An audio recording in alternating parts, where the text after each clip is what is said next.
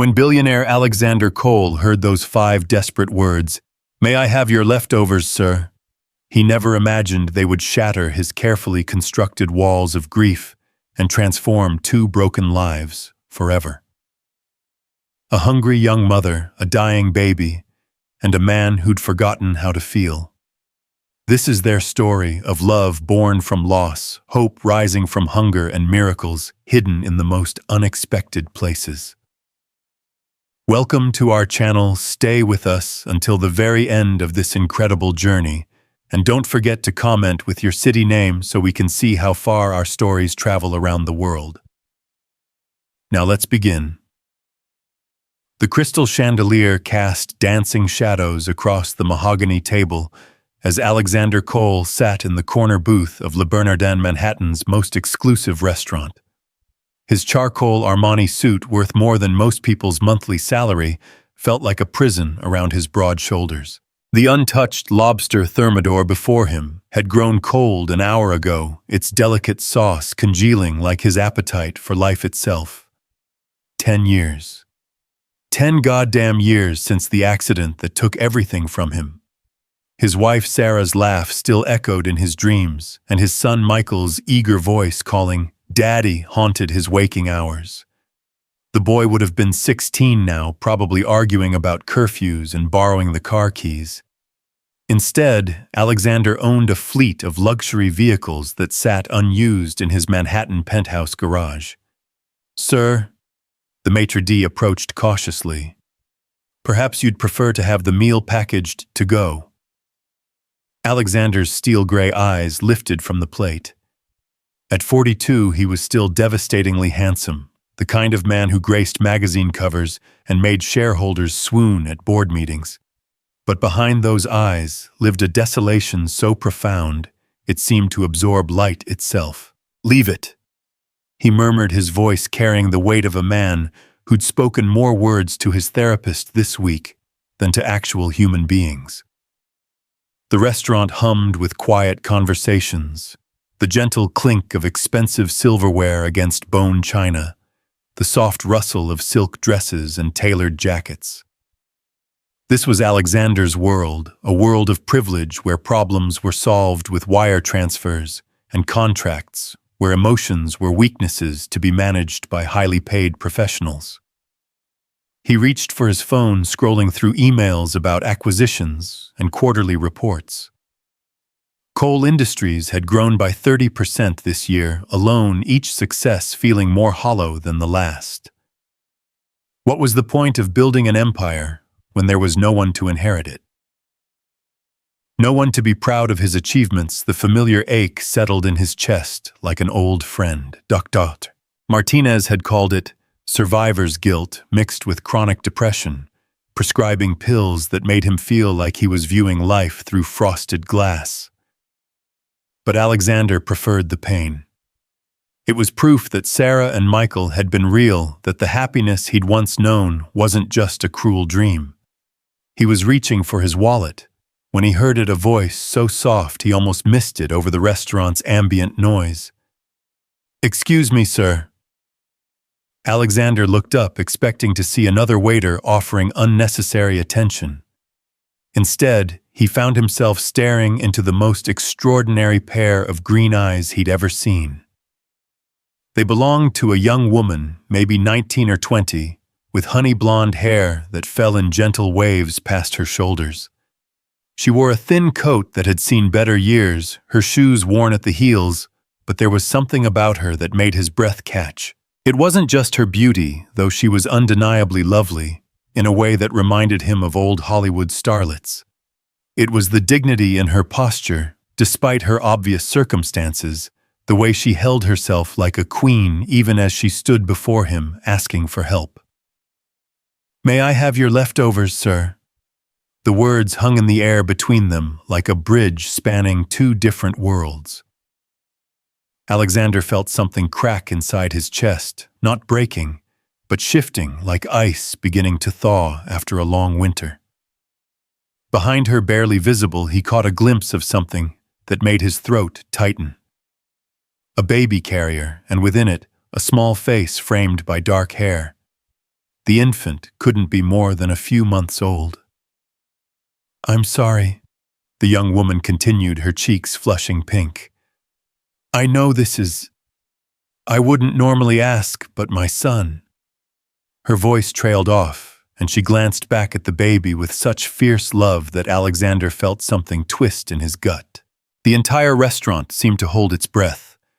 Other diners had begun to notice their conversations dropping to whispers. Alexander could see the judgment in their eyes, the way they looked at this young mother, like she was something distasteful that had wandered in from the street. "What's your name?" Alexander asked quietly. The question seemed to surprise her. "Elena. Elena Hayes. And your son, Noah." Her voice softened when she said it, transforming into something that sounded like a prayer. Alexander studied her face, noting the dark circles under her eyes, the way her hand trembled slightly as she gripped the baby carrier's handle. When was the last time she'd eaten? When was the last time she'd slept? "Please," Elena whispered. And in that single word, Alexander heard volumes. Desperation, yes, but also the kind of bone-deep exhaustion that came from fighting battles no one else could see. Something shifted in Alexander's chest, a tectonic movement that seemed to realign his entire world. For 10 years, he'd been drowning in his own grief, convinced that his capacity for caring had died alongside his family. But looking at this young mother, seeing the love and determination in her eyes, despite her circumstances, he felt a stirring of something he'd thought was gone forever. Humanity. "Sit down," he said softly. Elena blinked. "I'm sorry." "Sit down, please." Alexander gestured to the chair across from him. "Both of you." "I can't. This isn't..." Elena glanced around nervously, acutely aware of the stares they were attracting. "I just need the food. I can take it and go." "When did you last eat?" Alexander asked, his voice gentle but insistent. Elena's composure wavered for just a moment, and Alexander saw her swallow hard. "That's not... It doesn't matter. It matters to me." The simple declaration seemed to hit Elena like a physical blow. Her green eyes filled with tears she clearly didn't want to shed, especially not in front of strangers in this opulent restaurant, where she so obviously didn't belong. "Yesterday," she whispered. "Yesterday morning." Alexander felt something cold and sharp twist in his stomach. Yesterday morning. She hadn't eaten in over 24 hours, and yet she'd managed to keep going, to care for her baby, to maintain her dignity even while asking strangers for scraps. "What about the baby? He's nursing.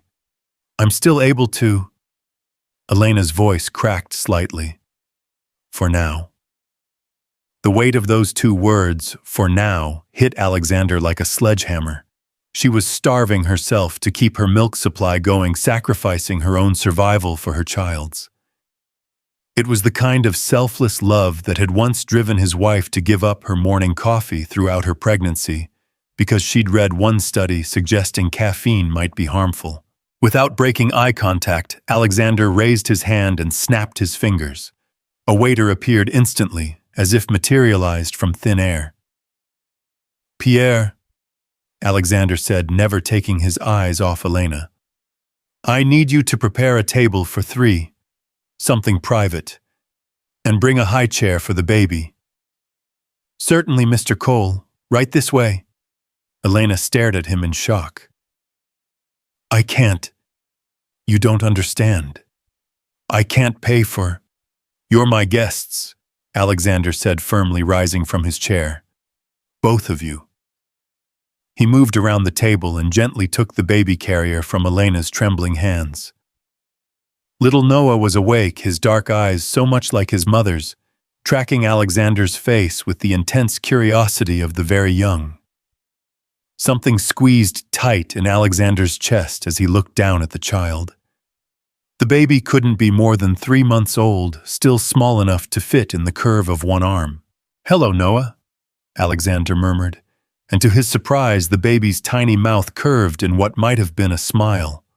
The private dining room Pierre led them to was intimate and warm, decorated in rich burgundy and gold. Soft classical music played from hidden speakers, and the lighting was gentle enough to be flattering without being dim. Alexander set the baby carrier carefully on the table and helped Elena into her chair, noting how she moved like someone whose body was running on fumes. "What would you like to eat?" Alexander asked, as Pierre discreetly placed menus before them. Elena stared at the leather-bound menu as if it were written in ancient hieroglyphics.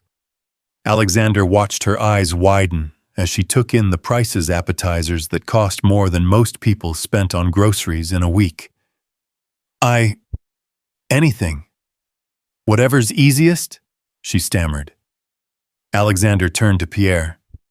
"Bring us the tasting menu, all of it, and a selection of soups, something gentle for someone who hasn't eaten in a while. Also sparkling water, fresh juice, and—" He paused, looking at Elena. "Coffee, tea."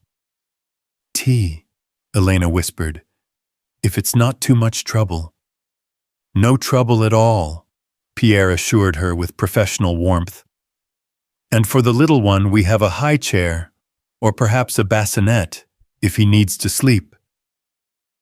"The high chair is fine," Elena said softly. "He's very good. He won't disturb anyone." As if responding to his mother's words, Noah let out a small, contented sigh that made both adults smile despite the tension in the room. When Pierre left, an awkward silence settled between them. Alexander found himself studying Elena's profile as she gazed down at her son. There was something almost ethereal about her in the soft lighting, the way her hair caught the warm glow, the delicate line of her jaw, the gentle curve of her lips, as she whispered softly to Noah. But it was her hands that caught his attention. They were elegant, with long fingers that suggested she might have played piano once upon a time. But they were also calloused and rough, with small cuts and scratches that spoke of hard work and harder circumstances. "You don't have to do this," Elena said suddenly, her voice barely above a whisper. "Do what? Be kind to me. I know how this looks. I know what people are thinking." She gestured vaguely toward the main dining room. "Poor girl with a baby, probably looking for a handout from a rich man." Alexander felt a flare of anger, though not at her. At the world that had taught this young woman to apologize for needing help. At the circumstances that had brought her to the point of asking strangers for their leftovers. At himself for living in such insulated privilege that he'd forgotten there were people struggling just blocks from his Manhattan penthouse. "What I think," Alexander said carefully, "is that you're a mother doing whatever it takes to take care of her child. I think you're stronger than most people I know and braver than anyone should have to be." Elena's eyes snapped to his wide with surprise. "You don't know anything about me." "No," Alexander agreed. "I don't, but I'd like to." The admission surprised him as much as it seemed to surprise her. When was the last time he'd wanted to know someone's story?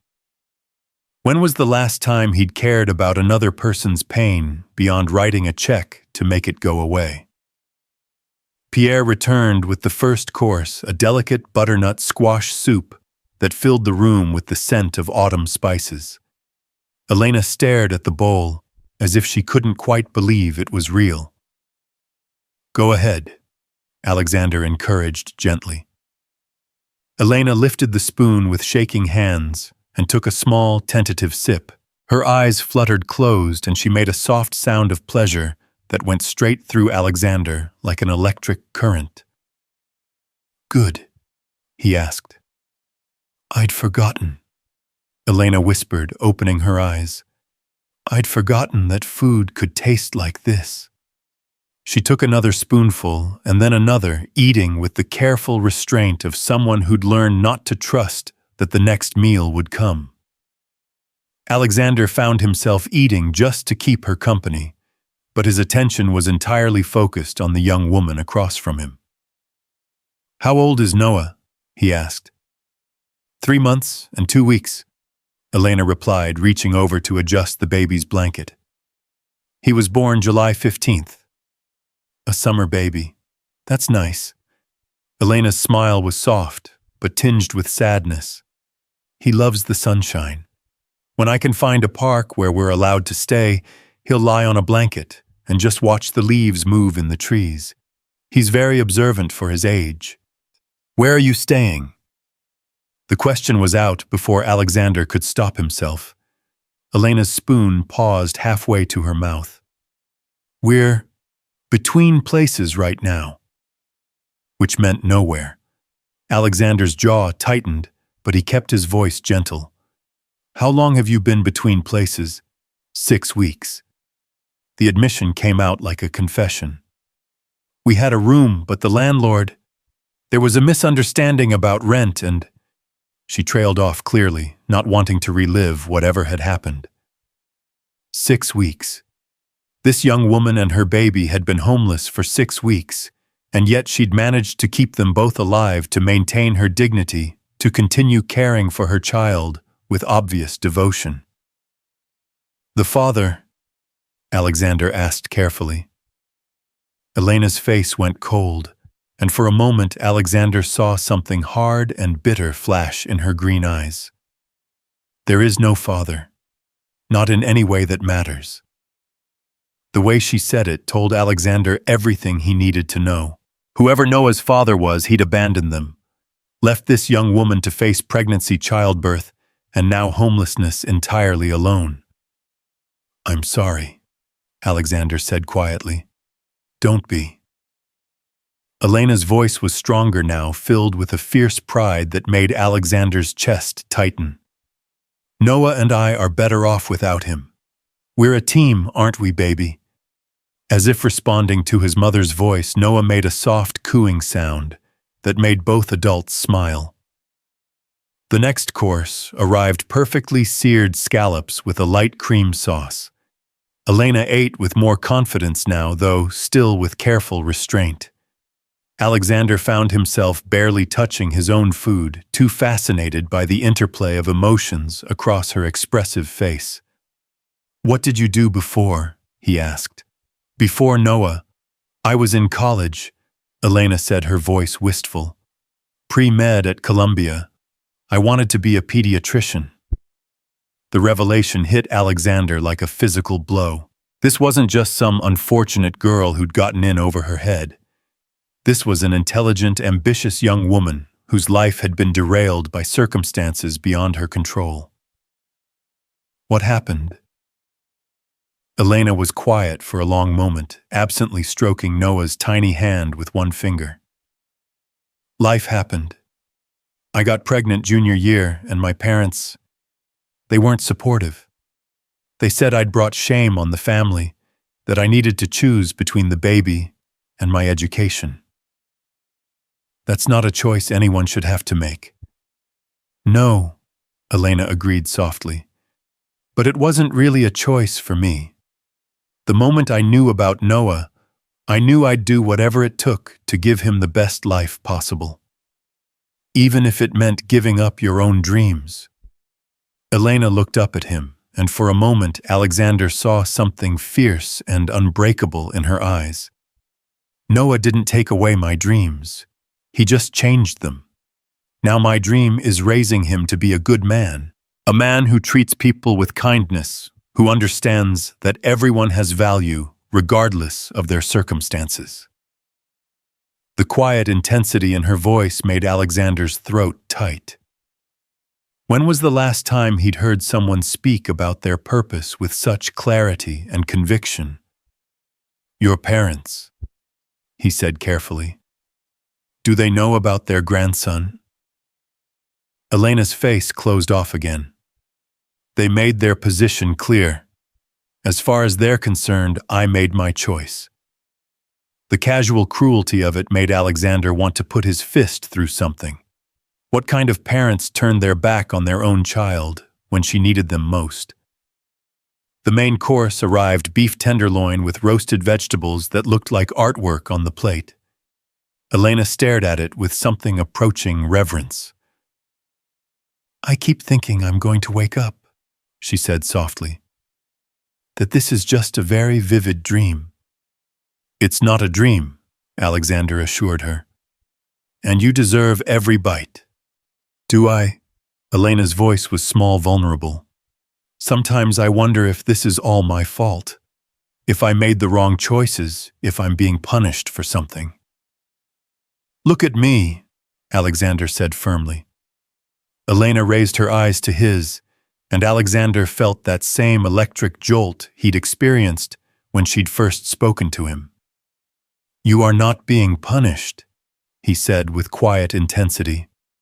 "You are a 20-year-old woman who found herself in an impossible situation and chose love over convenience. You chose sacrifice over self-interest. That doesn't make you foolish or wrong, it makes you extraordinary." Tears spilled over Elena's cheeks before she could stop them. "You don't understand. I'm living in my car. I haven't been able to shower properly in 3 days. I'm asking strangers for their leftover food. How is any of that extraordinary? Because despite all of that, you're still fighting," Alexander said, reaching across the table to cover her hand with his. The contact sent a shock of warmth up his arm. "Because you've kept your son safe and loved and healthy. Because you've maintained your dignity and your kindness even when the world has shown you neither." Elena stared down at their joined hands, and Alexander realized he hadn't willingly touched another person, really touched them in years.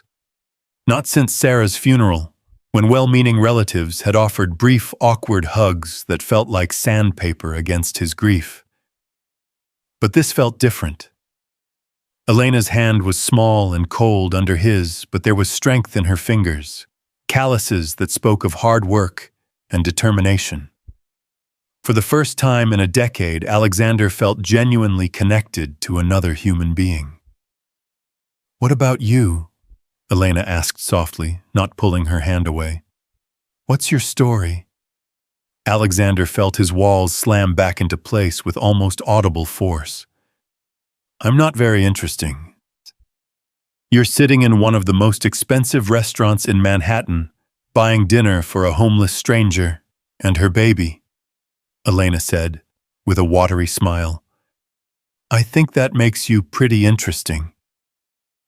"I have money. That's not the same thing as being interesting." "Maybe not. But the way you looked at Noah when you picked up his carrier, that's not about money.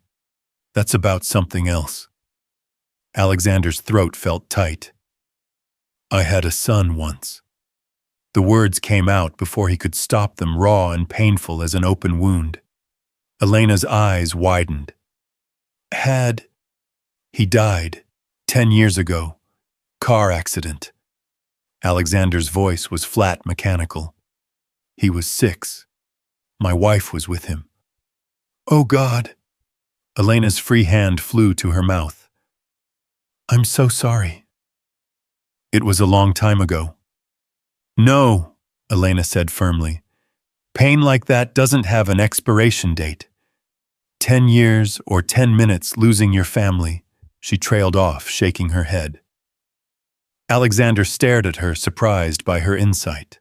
Most people offered platitudes about time healing all wounds or finding peace or moving on.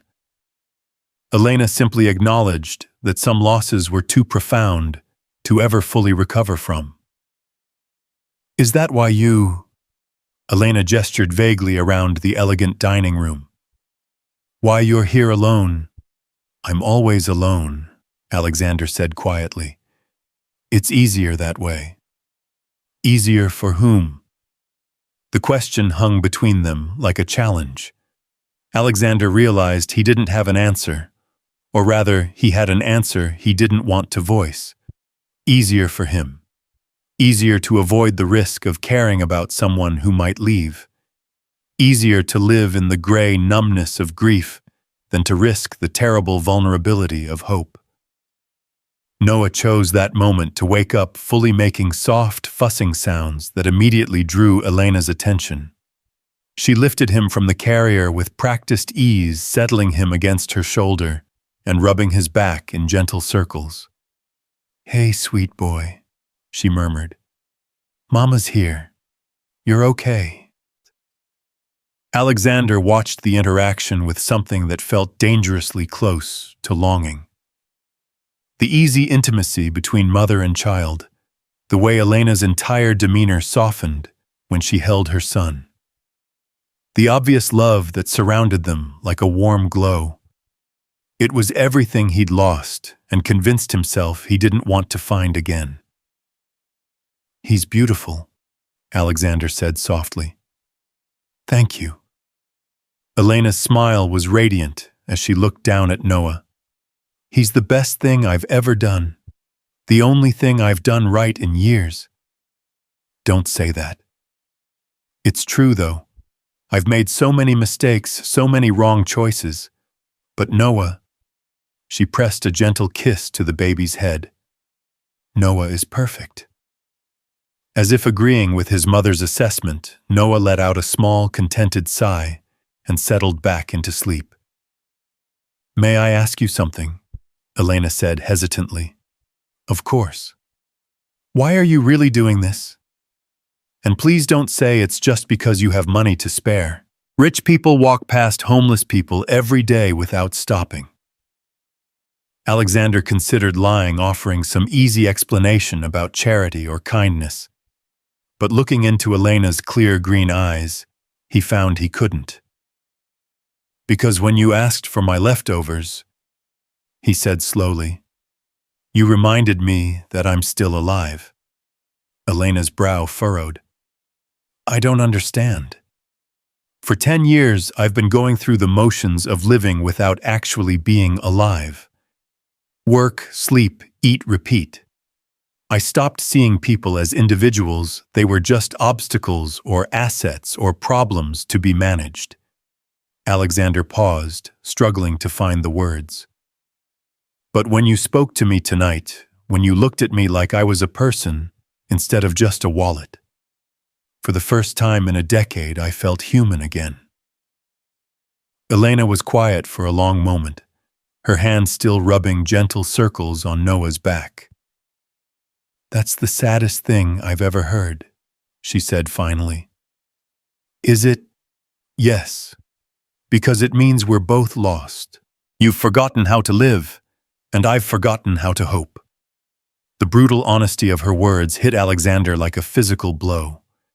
She was right. They were both refugees from their own lives, damaged in different ways, but equally alone. "Maybe," Alexander said carefully, "we could help each other remember." Elena looked up at him sharply. "What do you mean?" "I mean, maybe this doesn't have to be just one night. Maybe—" Alexander took a deep breath, hardly believing what he was about to suggest. "Maybe you could let me help you. Really help you. I can't take your money. I'm not talking about money. I'm talking about—" Alexander struggled to articulate what he was feeling. "I have resources. Connections. I could help you find housing, maybe look into getting you back into school. In exchange for what?" Alexander looked down at Noah sleeping peacefully in his mother's arms and felt something crack open in his chest. "In exchange for reminding me what it feels like to care about someone again." The words hung in the air between them, raw and vulnerable. Alexander couldn't believe he'd said them out loud, couldn't believe he was opening himself up to this kind of risk. But looking at Elena and Noah, seeing the love and determination and quiet strength that surrounded them, he realized he was tired of being empty, tired of existing without really living. "You don't know what you're asking," Elena said softly. "Neither do you," Alexander replied. "But maybe that's okay. Maybe we don't have to have all the answers tonight. Elena was quiet for so long that Alexander began to wonder if he'd overstepped, if he'd frightened her with the intensity of his proposition. But then she looked up at him with those extraordinary green eyes, and he saw something that took his breath away. Hope. "Where would we start?" she whispered. Alexander felt something warm and unfamiliar bloom in his chest. For the first time in 10 years, he was looking forward to tomorrow. "We start," he said gently, "by getting you and Noah somewhere safe to sleep tonight." Outside the restaurant's windows, Manhattan glittered like a carpet of stars full of possibility and promise. And for the first time since that terrible night 10 years ago when his world had ended, Alexander Cole allowed himself to believe that maybe, just maybe, it was finally time to start living again. The evening stretched ahead of them full of uncertainty and risk and the terrifying possibility of redemption. Elena shifted Noah in her arms, and the baby's tiny hand reached out, somehow finding Alexander's finger and wrapping around it with surprising strength. In that moment, Alexander understood that this was more than chance encounter. This was the beginning of something that would change all their lives forever. The question was, were they brave enough to let it? The ride to Alexander's penthouse passed in contemplative silence, broken only by the gentle hum of the Bentley's engine and Noah's occasional soft sighs from his car seat. Elena sat rigidly in the passenger seat, her hands clasped tightly in her lap, as she stared out at the city lights blurring past. The transition from asking for leftovers to sitting in a vehicle worth more than most people's homes felt surreal, like stepping through a portal into someone else's life. "You can change your mind," Alexander said quietly, his eyes focused on the road ahead. "I can take you wherever you were planning to spend the night instead." Elena's laugh was hollow. "You mean my car parked behind a 24-hour diner where the security guard pretends not to notice as long as I buy a cup of coffee every few hours?" The casual mention of her reality made Alexander's hands tighten on the steering wheel. 6 weeks of living in a car with a newborn. 6 weeks of uncertainty, fear, and the constant stress of wondering where the next meal would come from. He'd spent more on wine at dinner tonight than she'd probably seen in months. "The penthouse has a guest suite," Alexander said, trying to keep his voice neutral. "It has its own bathroom and the bed is comfortable. There's also a small kitchenette if you need to prepare anything for Noah." "Why are you doing this?" Elena asked suddenly, turning to look at him fully for the first time since they'd left the restaurant. Alexander was quiet for a moment, considering how to answer. The truth was complicated, a tangle of guilt, loneliness, and something else he wasn't ready to name. "Because I can," he said finally. "Because you need help, and I have the means to provide it." "That's not a real answer." "No," Alexander agreed. "It's not." They pulled into the underground garage of his building, the Bentley's headlights sweeping across rows of luxury vehicles that sat unused most of the time. Elena stared at the collection with want eyes, a Ferrari, 2 Porsches, a vintage Aston Martin that had belonged to his father. "How many cars does one person need?" she asked, and there was no judgment in her voice, only genuine curiosity. "Apparently more than I can drive," Alexander replied dryly. "Most of them were investments that I never bothered to sell." The private elevator ride to the 42nd floor was another exercise in awkward silence.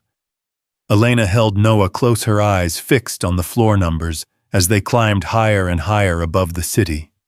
Alexander found himself studying her reflection in the polished steel doors, the delicate line of her profile, the way she unconsciously swayed slightly to soothe her sleeping son, the proud set of her shoulders, despite her obvious exhaustion.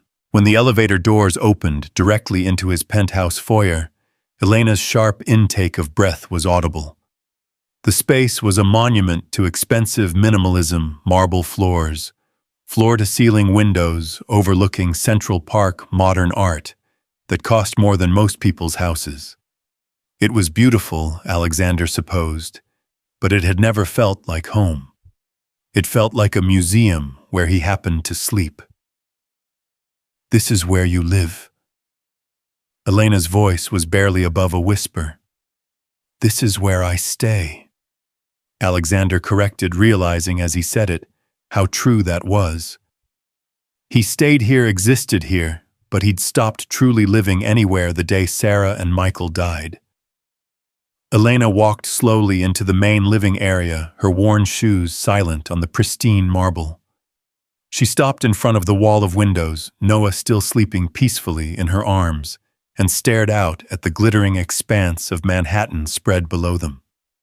"I've never been this high up," she said softly. "It's like looking down at a different world. Sometimes I forget there's a world down there at all."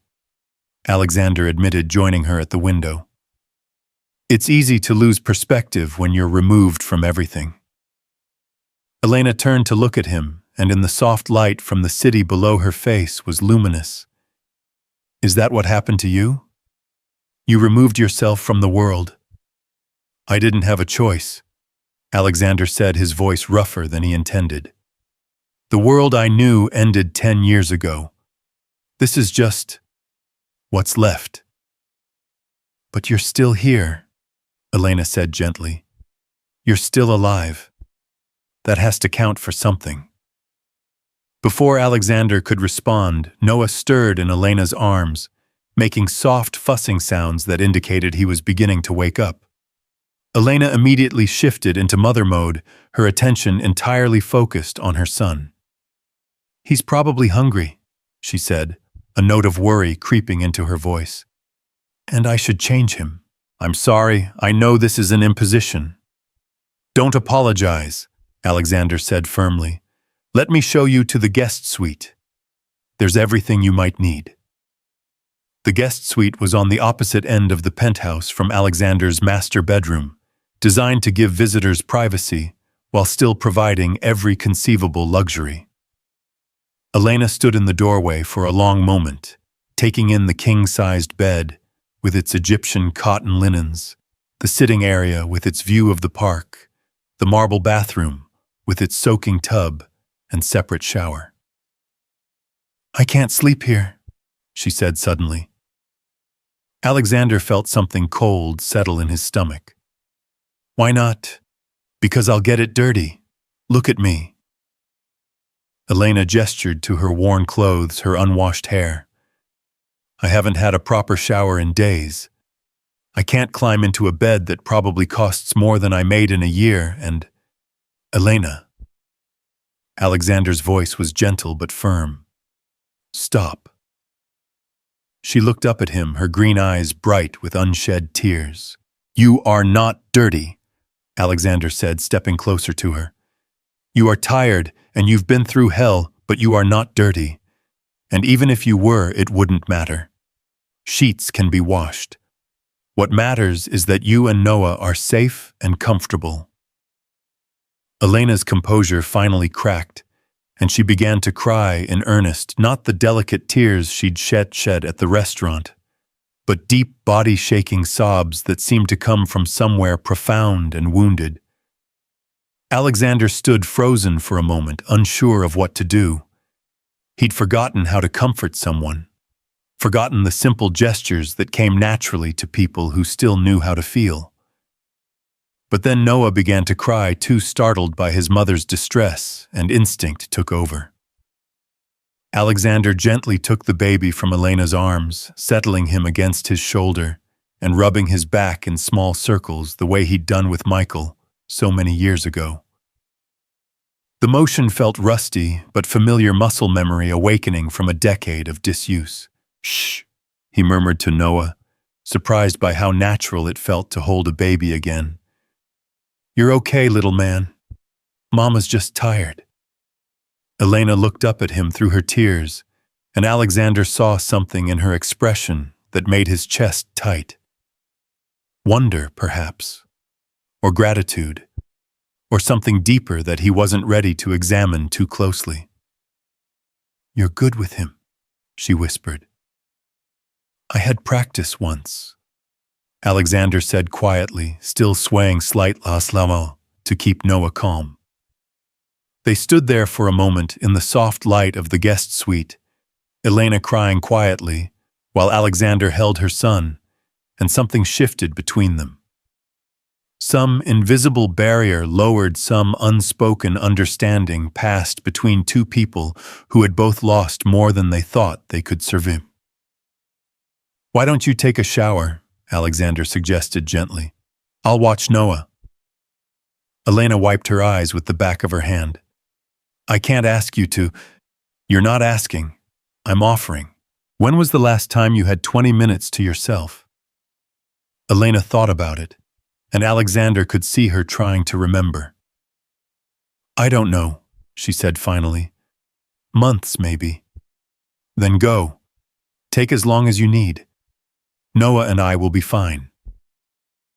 Elena hesitated for another moment, then nodded. "There are diapers and formula in the bag just in case. And if he gets fussy sometimes, singing helps. Nothing specific, just singing." Alexander watched her gather clean clothes from her small bag, threadbare, but carefully maintained, everything folded with the precision of someone who had learned to make very little go very far.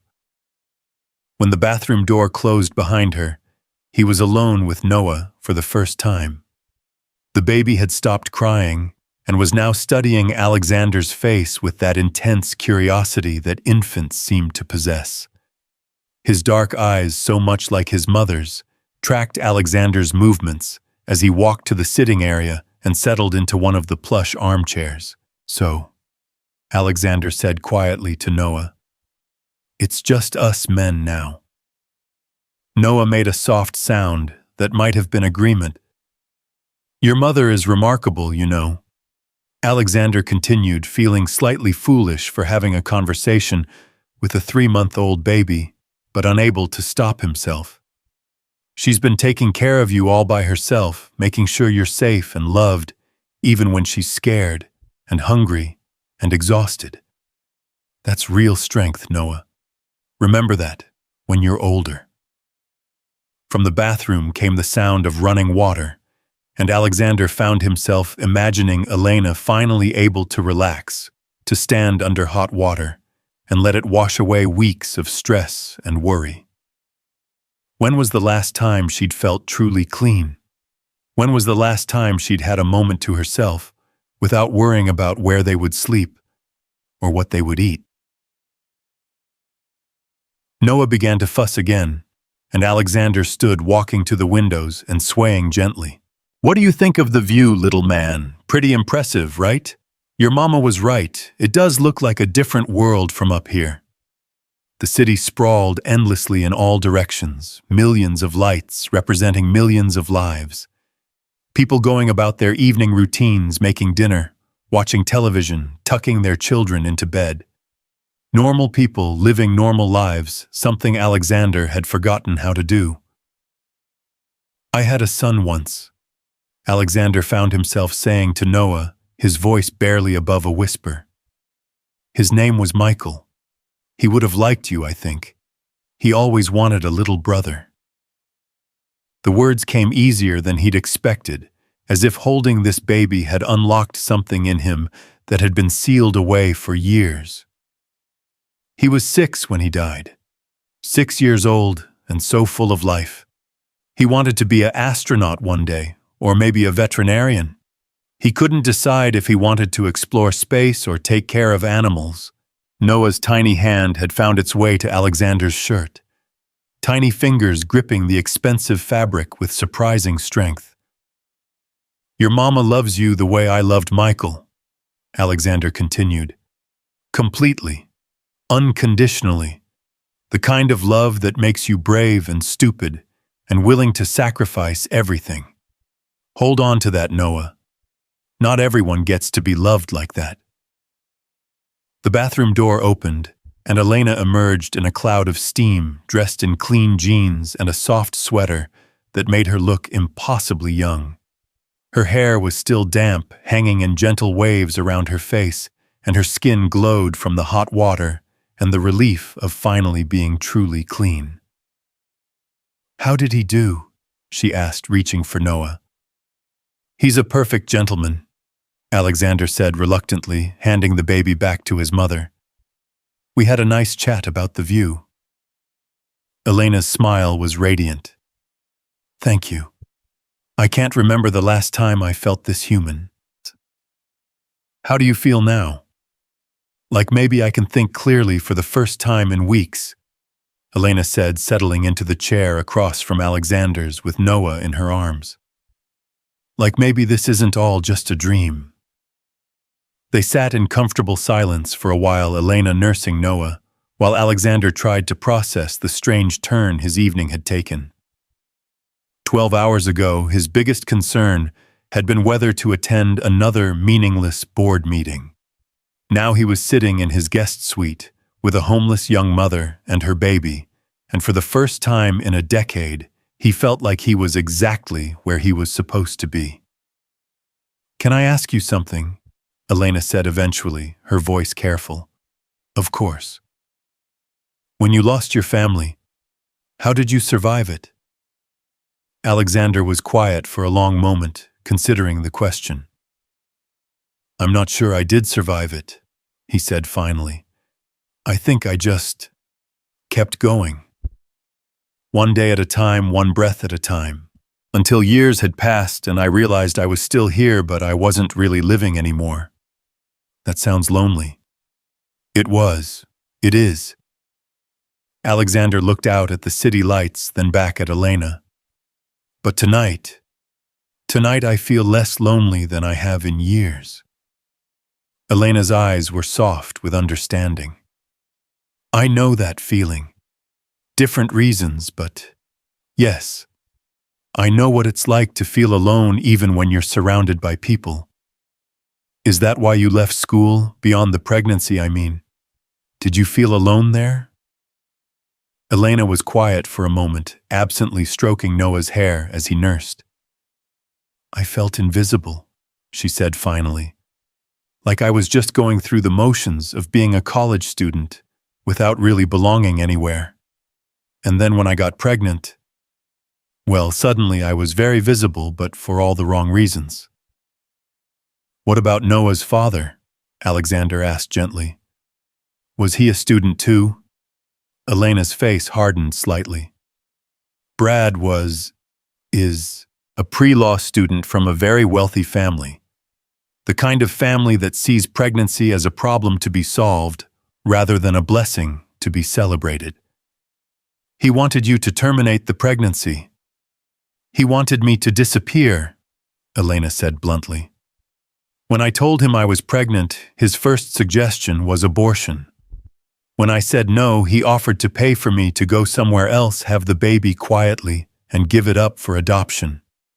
When I said no to that too," she shrugged, "he made it clear that I was on my own." "What about his responsibilities, financial support at the very least?" Elena's laugh was bitter.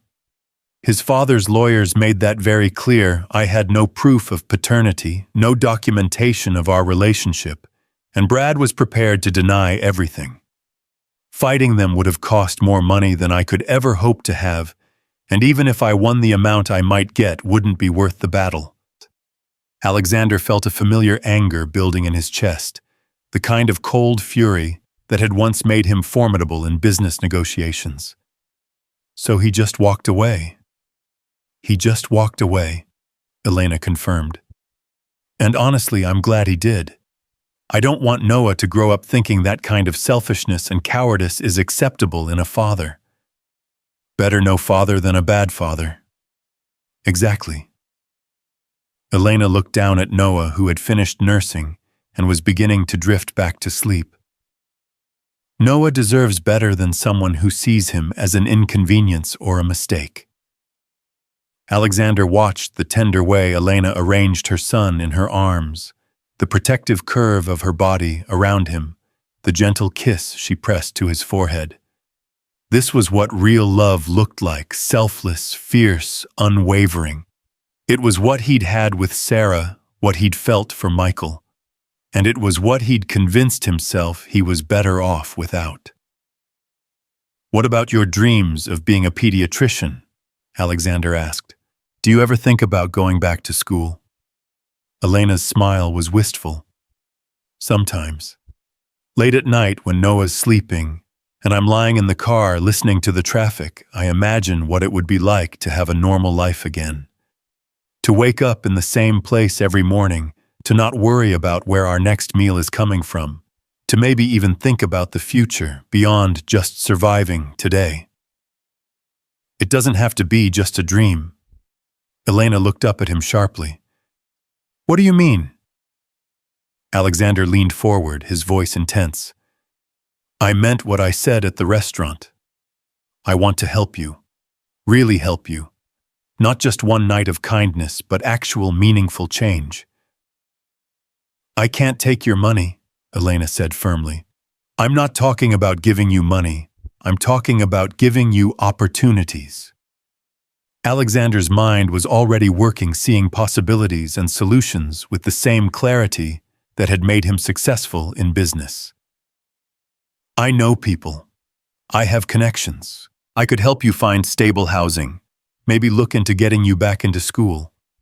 There are programs, scholarships, resources. And what would you want in return?" Elena's voice was carefully neutral, but Alexander could see the wariness in her eyes. The question hung between them like a challenge, and Alexander realized that everything depended on his answer.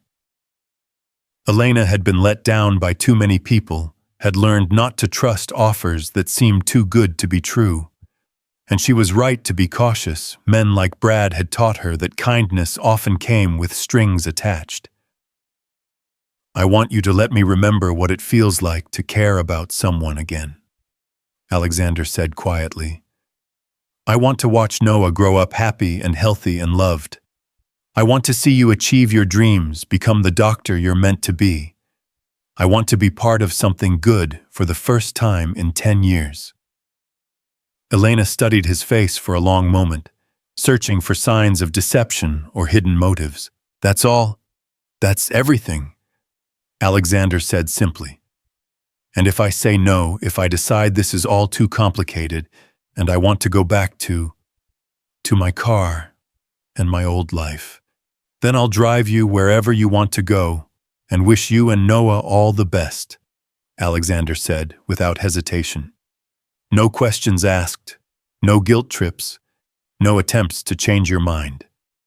Elena was quiet for a long time, her eyes moving between Alexander's face and Noah's sleeping form in her arms. Alexander could practically see her thinking, weighing the risks against the potential benefits, trying to decide if she could trust this strange man who had appeared in her life like something out of a fairy tale. "I'm scared," she admitted finally. "Of what?" "Of hoping again. Of letting myself believe that things could actually get better. Of trusting someone who could hurt me worse than anyone ever has." Elena's voice was barely above a whisper. "I've been disappointed by so many people, Alexander. My parents, Brad, professors, who promised to help and then forgot I existed the moment I became inconvenient. I don't know if I can survive being disappointed again." Alexander felt something twist in his chest at the vulnerability in her voice. "I can't promise I won't disappoint you," he said honestly. "I'm not good at this, at caring about people, at being what someone needs me to be. I'm out of practice with human connections." "Then why are you offering?" Alexander looked at Noah sleeping peacefully in his mother's arms, then back at Elena's earnest face. "Because for the first time in 10 years, I want to try. Because you and Noah have reminded me that there's still good in the world, still people worth fighting for. Because maybe helping you will help me remember how to be human again." Elena was quiet for another long moment. Then she shifted Noah to one arm and extended her free hand toward Alexander. "Partners," she said softly. Alexander looked down at her outstretched hand, small, calloused from hard work, but steady and strong. He thought about his life as it was now, empty, purposeless, a series of days to be endured rather than lived. Then he thought about the possibility of something different, something meaningful, something that might give his existence purpose again. He took her hand in his, feeling the same electric jolt he'd experienced at the restaurant. "Partners," he agreed. Outside the windows, dawn was beginning to creep across the Manhattan skyline, painting the sky in soft shades of pink and gold. A new day was beginning, full of possibilities and challenges, and the terrifying hope of change. Elena yawned, exhaustion finally catching up with her now that she was warm and safe and clean. "I should let you get some sleep," she said. "You've already done so much." "Stay," Alexander said quickly, then caught himself. "I mean, if you're comfortable here. This is your room for as long as you need it." Elena smiled, and for the first time since he'd met her, it reached her eyes completely. "Thank you, Alexander, for everything. I don't know how I'll ever repay you." "You don't need to repay me," Alexander said, standing to leave. "Just let me help. Let me be part of this." As he reached the door, Elena called his name softly. He turned back to see her settling Noah into the portable crib that had appeared sometime during their conversation. His housekeeper, Maria, must have set it up while they were talking. "Your son," Elena said gently. "Michael. He would be proud of the man you're choosing to become tonight." Alexander felt his throat close up, emotions he'd kept buried for years, threatening to overwhelm him. "Good night, Elena," he managed. "Good night, Alexander." He closed the door softly behind him and stood in the hallway for a moment, his hand still on the doorknob. Through the door, he could hear Elena moving around quietly, the soft sounds of a mother settling her child for the night. Normal sounds. Human sounds. The kind of sounds his penthouse had been missing for far too long. As Alexander walked to his own bedroom, he felt something he hadn't experienced in a decade: anticipation for tomorrow. For the first time since Sarah and Michael's death, he had something to wake up for, something to look forward to. Elena and Noah needed him, but more than that, he needed them too. Outside his bedroom windows, the city continued its restless existence, millions of people living their complicated lives. But high above it all, in a penthouse that had been a tomb for 10 years, something was stirring back to life. Alexander Cole was finally ready to start living again. Alexander woke before dawn to the sound of quiet crying, not Noah's infant wails, but Elena's muffled sobs coming through the walls. He lay in his king-sized bed, staring at the ceiling, as the unfamiliar sound of human distress echoed through his sterile penthouse. For 10 years, these walls had contained only his own grief, his own nightmares, his own carefully controlled solitude. Now someone else's pain was bleeding through the marble and steel, and he found himself sitting up, his bare feet hitting the cold floor before he'd consciously decided to move. He padded quietly down the hallway, stopping outside Elena's door. The crying had stopped, replaced by the soft sounds of Noah fussing and Elena's gentle whispers trying to soothe him. Alexander pressed his palm against the door, wrestling with the urge to knock, to offer comfort he wasn't sure he remembered how to give. "Shh, baby boy." Elena's voice was barely audible through the door. "Mama's okay. Just had a bad dream. We're safe now, remember? We're warm and safe, and tomorrow we'll figure out what comes next."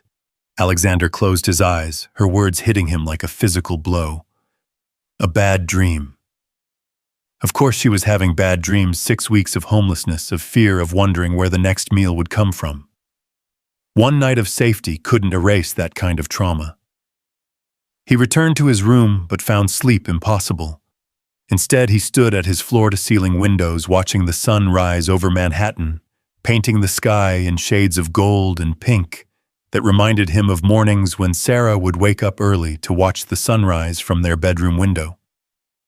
She'd always said that sunrises were full of promise, that each new day was a chance to start over. Maybe she'd been right. By 7 o'clock, Alexander was showered, dressed, and standing in his kitchen making coffee when Elena emerged from the guest suite. She looked better than she had the night before, rested despite the bad dreams, clean, her hair falling in soft waves around her face. But there were shadows under her green eyes that spoke of years of worry compressed into months of crisis. "Good morning," she said softly, Noah in her arms, wearing what appeared to be the only clean outfit left in his small wardrobe. "Good morning.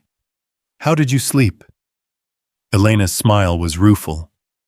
"Better than I have in weeks, even with the nightmares. Real beds are amazing things." "Nightmares. Old habits," Elena said lightly, but Alexander could see the tension in her shoulders. "It takes time to convince your brain that you're actually safe." Alexander poured her a cup of coffee, noting how her hands wrapped around the warm mug like she was trying to absorb its heat. "What can I make you for breakfast?" Elena's eyes widened. "You cook. I learned after." Alexander paused, then continued. "After Sarah died, I had to learn a lot of things I'd taken for granted. I don't want to be any trouble. Coffee is fine." "When did you last eat something substantial?" Alexander asked gently. Elena thought about it. "Yesterday, at the restaurant with you." "Elena," Alexander's voice was firm but kind, "you're nursing a baby. You need to eat." Her cheeks flushed pink. "I know, it's hard to accept so much help." "It's not help," Alexander said, moving to the refrigerator. "It's basic human decency. And besides, I like cooking. I just haven't had anyone to cook for in years." He pulled eggs, cheese, vegetables from the pristine refrigerator that was usually stocked by his housekeeper, but rarely used. As he began preparing an omelet, Elena settled at the breakfast bar with Noah, who was studying his new surroundings with wide, curious eyes. "This kitchen is bigger than most apartments," Elena observed, watching Alexander work with surprising competence at the 6-burner professional range. "It's excessive," Alexander agreed. "I think the architect assumed I'd be entertaining regularly. But you don't." "I don't do anything regularly except work and sleep." Alexander glanced at her over his shoulder. "Or I didn't until last night." The omelet was perfect, fluffy golden, filled with cheese and herbs from the small garden his housekeeper maintained on the terrace. Alexander plated it with fresh fruit and toast, setting it before Elena with a satisfaction he hadn't felt in years. Elena stared at the plate as if it were a work of art. "This is beautiful. It's just breakfast." "No," Elena said softly, taking her first bite. "This is someone caring enough to make sure I eat well. There's a difference." They ate in comfortable silence, Noah content in his carrier, occasionally making soft sounds that drew smiles from both adults. The morning light streaming through the windows was warm and golden, transforming the sterile penthouse into something that almost felt like home. "I've been thinking," Alexander said, as Elena finished her breakfast, "about practical things. You mentioned you were studying pre-med at Columbia." Elena nodded. "I was a junior, had another 1.5 years to go, then 4 years of medical school." "What were your grades like?" "Good. I had a 3.8 GPA. Elena's voice carried a note of pride despite everything. "I was on track for early admission to their medical program." "And financially, Before Noah, how were you managing tuition? Elena's expression darkened slightly. Scholarships mostly, and my parents were helping with living expenses. When they cut me off, she shrugged. Well, you know how that story ends. Alexander was quiet for a moment, his mind working through possibilities. I want to make some calls today, see what options might be available for you to return to school. Alexander, I can't just go back to school. I have Noah now. I can't afford childcare, and even if I could, I can't ask someone else to raise my son while I chase my dreams. What if you didn't have to choose? Alexander asked quietly. Elena looked up at him sharply. What do you mean? I mean, what if there was a way for you to continue your education and still be Noah's mother? What if childcare wasn't an issue? What if you had the support you needed to succeed? Elena stared at him, and Alexander could see hope and fear warring in her expression. You're talking about a lot of support. Years of support. Medical school is 4 years, then residency. I'm talking about investing in someone's future, Alexander said firmly. Your future. Noah's future. Why? Elena's voice was barely above a whisper. Why would you do that for us? Alexander stood walking to the window that overlooked Central Park. In the distance, he could see families enjoying the early morning sunshine, parents pushing strollers, children playing on playground equipment, couples walking hand in hand, life happening all around him, while he'd spent 10 years existing in isolation. Because you asked me for my leftovers, he said finally, and reminded me that I have a life worth sharing. Before Elena could respond, Noah began to fuss the kind of escalating cry that indicated a diaper change was needed. Elena immediately went into mother mode, gathering supplies from her small bag. I can change him in the guest room, she said. Use the nursery, Alexander said without thinking. Elena froze. The what? Alexander felt his stomach drop as he realized what he'd said. I meant, there's a room, it used to be. Your son's room, Elena said gently. Alexander nodded, unable to speak past the sudden tightness in his throat. You don't have to, Elena said softly. We can use anywhere. I don't want to bring up painful memories. No. Alexander said, his voice stronger than he felt. It's time. It's been empty for 10 years. Maybe it's time for it to be a nursery again. Elena studied his face for a long moment, then nodded. Show me. The walk down the hallway felt like the longest journey of Alexander's life. He'd avoided this room for a decade, couldn't even look at the door without feeling like he was suffocating. But with Elena beside him holding Noah, somehow it felt different. Like he wasn't facing the ghosts alone. The door opened on a time capsule. Michael's bedroom exactly as it had been the day he died. Toys still scattered on the floor, where a 6-year-old had left them. Books stacked by the bed, waiting for bedtime stories that would never come. A child's artwork covering one wall, stick figures and lopsided houses, and a family of 3 drawn in crayon. Elena didn't say anything for a long moment, just stood in the doorway, taking it all in. When she finally spoke, her voice was thick with emotion. He was loved. So much, Alexander whispered. So very much. What was he like? Alexander moved into the room, his hand trailing over the small race car bed. Curious about everything. Always asking questions. Why is the sky blue? How do planes fly? Why do some people have brown eyes and others have blue? Sarah used to joke that he'd either be a scientist or drive us crazy with all his questions. Elena smiled, shifting Noah in her arms. Sounds like he would have been an amazing man. He would have. Alexander picked up a small stuffed dinosaur from the bed, its fur worn smooth from countless hugs. He wanted to be a paleontologist when he grew up. Said he was going to discover a new kind of dinosaur and name it after his mom. Alexander, Elena said gently, I can't use this room. It's too empty, Alexander said firmly, looking at Noah sleeping peacefully in his mother's arms. It's been too empty for too long. He moved to the closet, pulling out boxes that had been stored on the high shelves. Most of his clothes were donated years ago, but I kept some things. The crib is in storage somewhere, but Maria can have it brought up.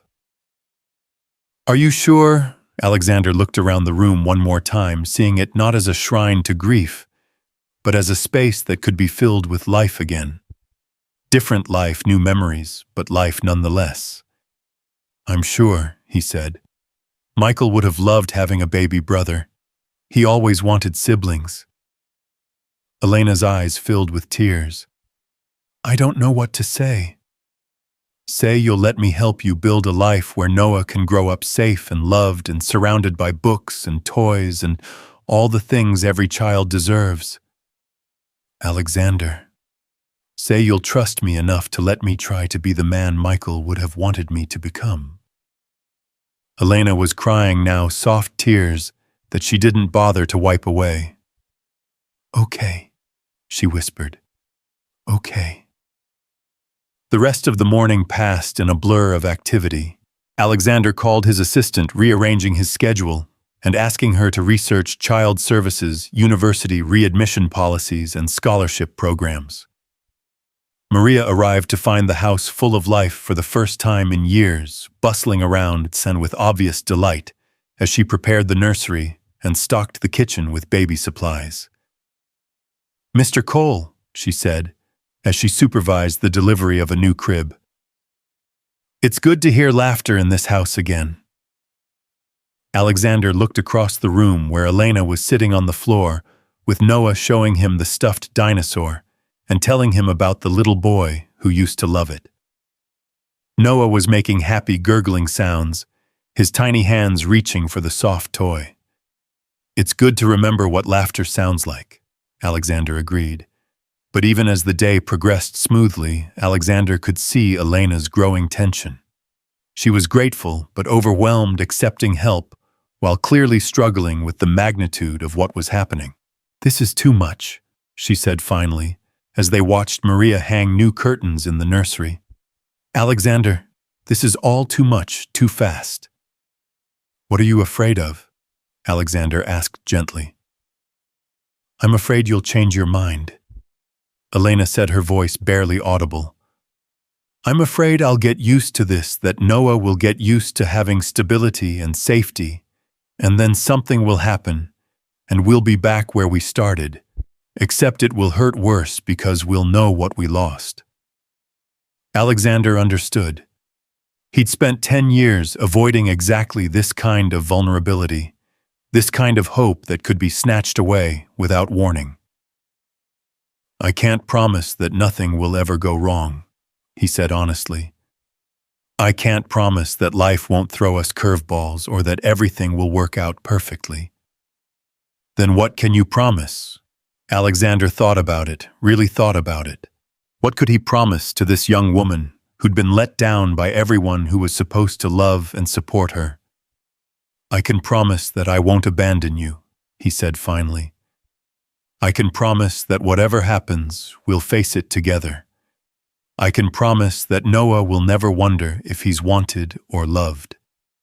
Elena stared at him for a long moment, searching his face for any sign of deception or doubt. What if you meet someone? What if you fall in love and want to start your own family? The question hit Alexander unexpectedly. He hadn't thought about romantic love in years, hadn't imagined himself capable of it anymore. Elena, It's a fair question, Elena pressed. You're 42, successful, handsome. Someday you might want a wife, children of your own. Where would that leave Noah and me? Alexander looked at Noah sleeping peacefully in his new crib, then at Elena sitting beside him, with protective tension radiating from every line of her body. The truth was, he couldn't imagine wanting anything more than this. This unexpected family that had walked into his empty life and filled it with purpose. "You are my family," he said quietly. "You and Noah. I don't need anything else. But someday—" "Elena," Alexander interrupted gently. "For 10 years, I convinced myself I was better off alone, that caring about people was too risky, that love only led to loss. But you've shown me that the risk of loving someone is worth it, even if it means you might lose them." He moved closer, close enough to see the gold flecks in her green eyes. "I don't want a different family. I want this family. I want to watch Noah grow up. I want to see you become the doctor you're meant to be. I want to be part of something real and meaningful again." Elena's breath caught, and Alexander realized how close they were standing, how intimate this conversation had become. For a moment, he thought she might say something that would change everything between them. But then Noah stirred in his crib, making soft sounds that drew Elena's attention. "He's waking up," she said, stepping back and breaking the moment. But something had shifted between them, some acknowledgement of feelings that neither was quite ready to name. Alexander could see it in the way Elena's cheeks flushed pink, in the way she avoided meeting his eyes directly. The afternoon brought its first real challenge. Alexander had arranged for a pediatrician to come to the penthouse to examine Noah. Dr. Sarah Chen, a colleague of his family physician who specialized in infant care. Elena was nervous, pacing the living room while they waited. "What if something's wrong?" she worried. "What if all those weeks of stress and poor nutrition affected him somehow?" "Then we'll deal with it," Alexander said calmly. "Whatever it is, we'll handle it together." Dr.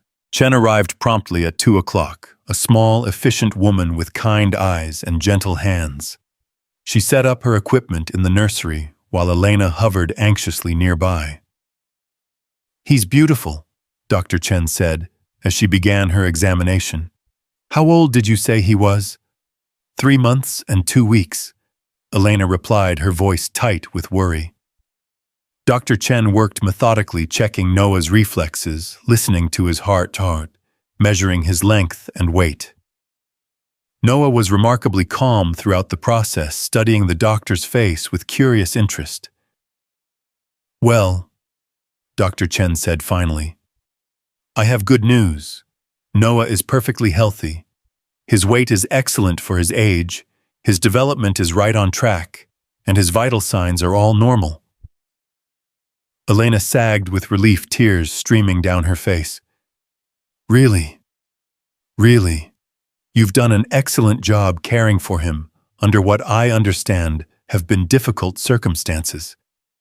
But what about—" Elena hesitated, then forged ahead. "What about the stress? The poor nutrition during pregnancy? I didn't always eat well, and there were times when I was so worried." Dr. Chen's expression was gentle. "Elena, stress and poor nutrition can certainly affect pregnancy outcomes, but Noah shows no signs of any negative effects. He's thriving. You protected him even when you couldn't protect yourself."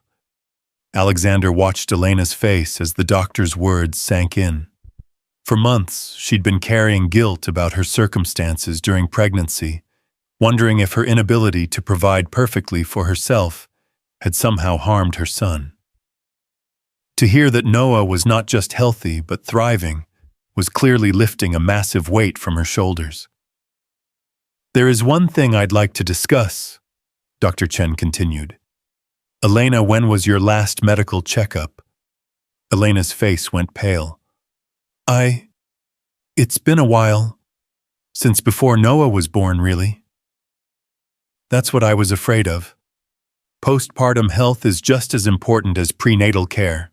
I'd like to schedule you for a complete physical, and I want to make sure you're taking care of yourself nutritionally." I've been trying to eat better, Elena said defensively. I'm sure you have, but nursing mothers need extra calories and nutrients. If you're not taking care of yourself eventually, it will affect your ability to care for Noah. Alexander stepped forward. Whatever she needs, appointments, vitamins, better food, just tell us what to do. Dr. Chen smiled.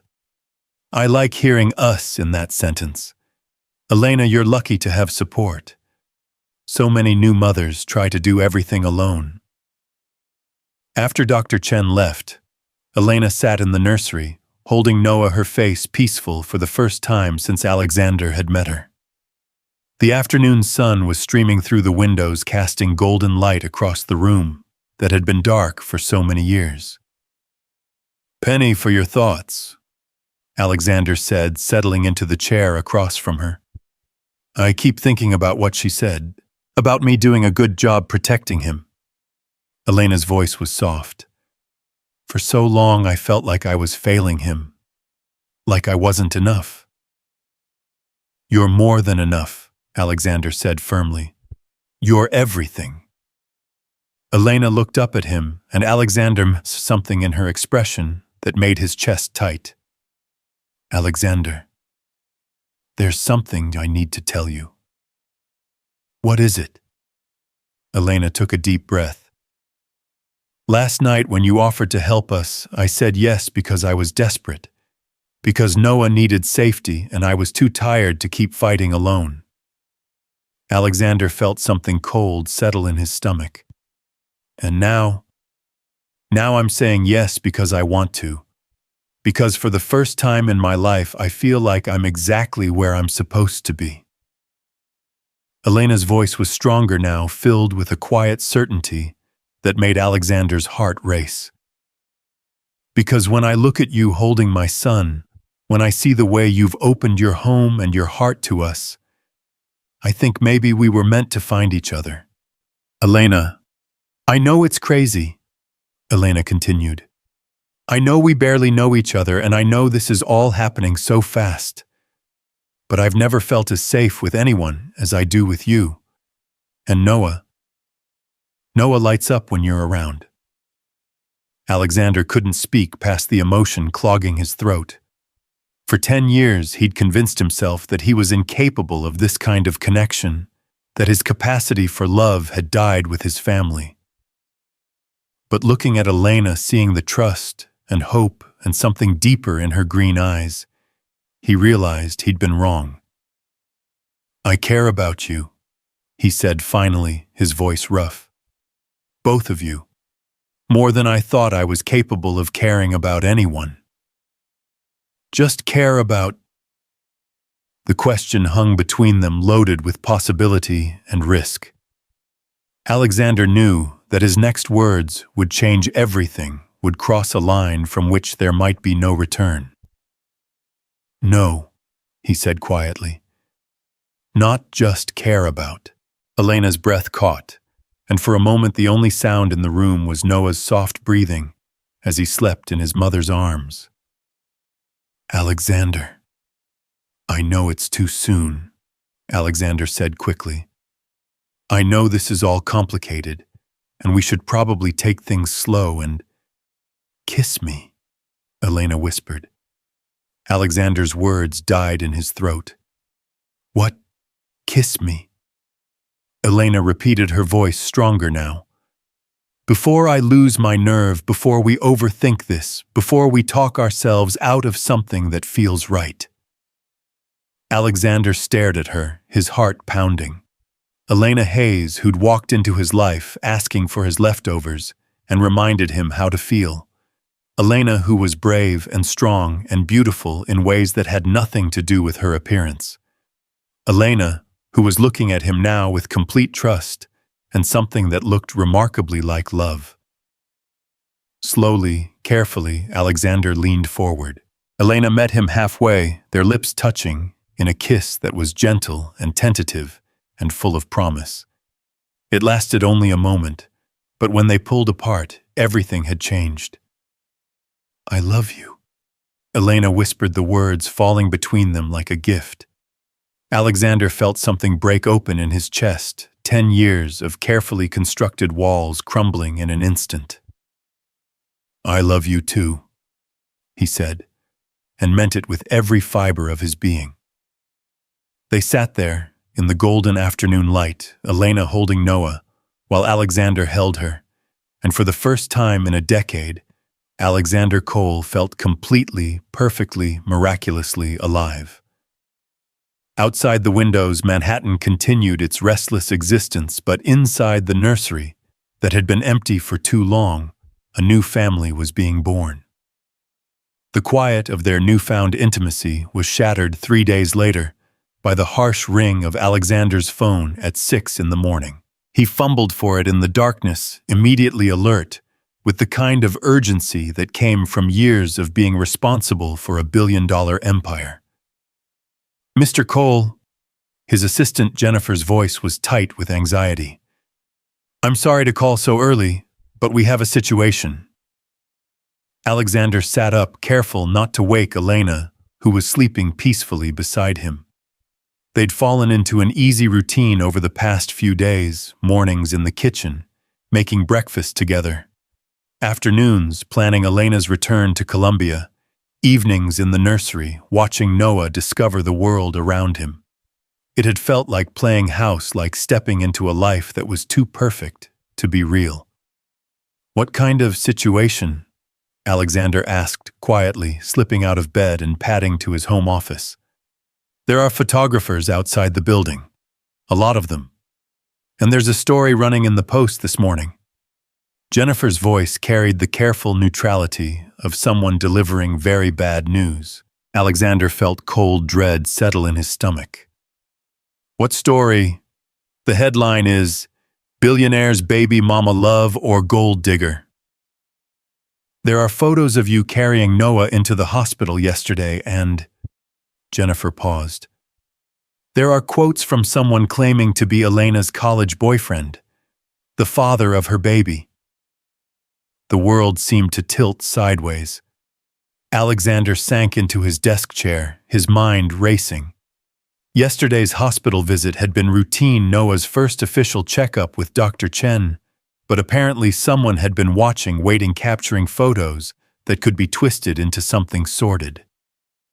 "How bad is it?"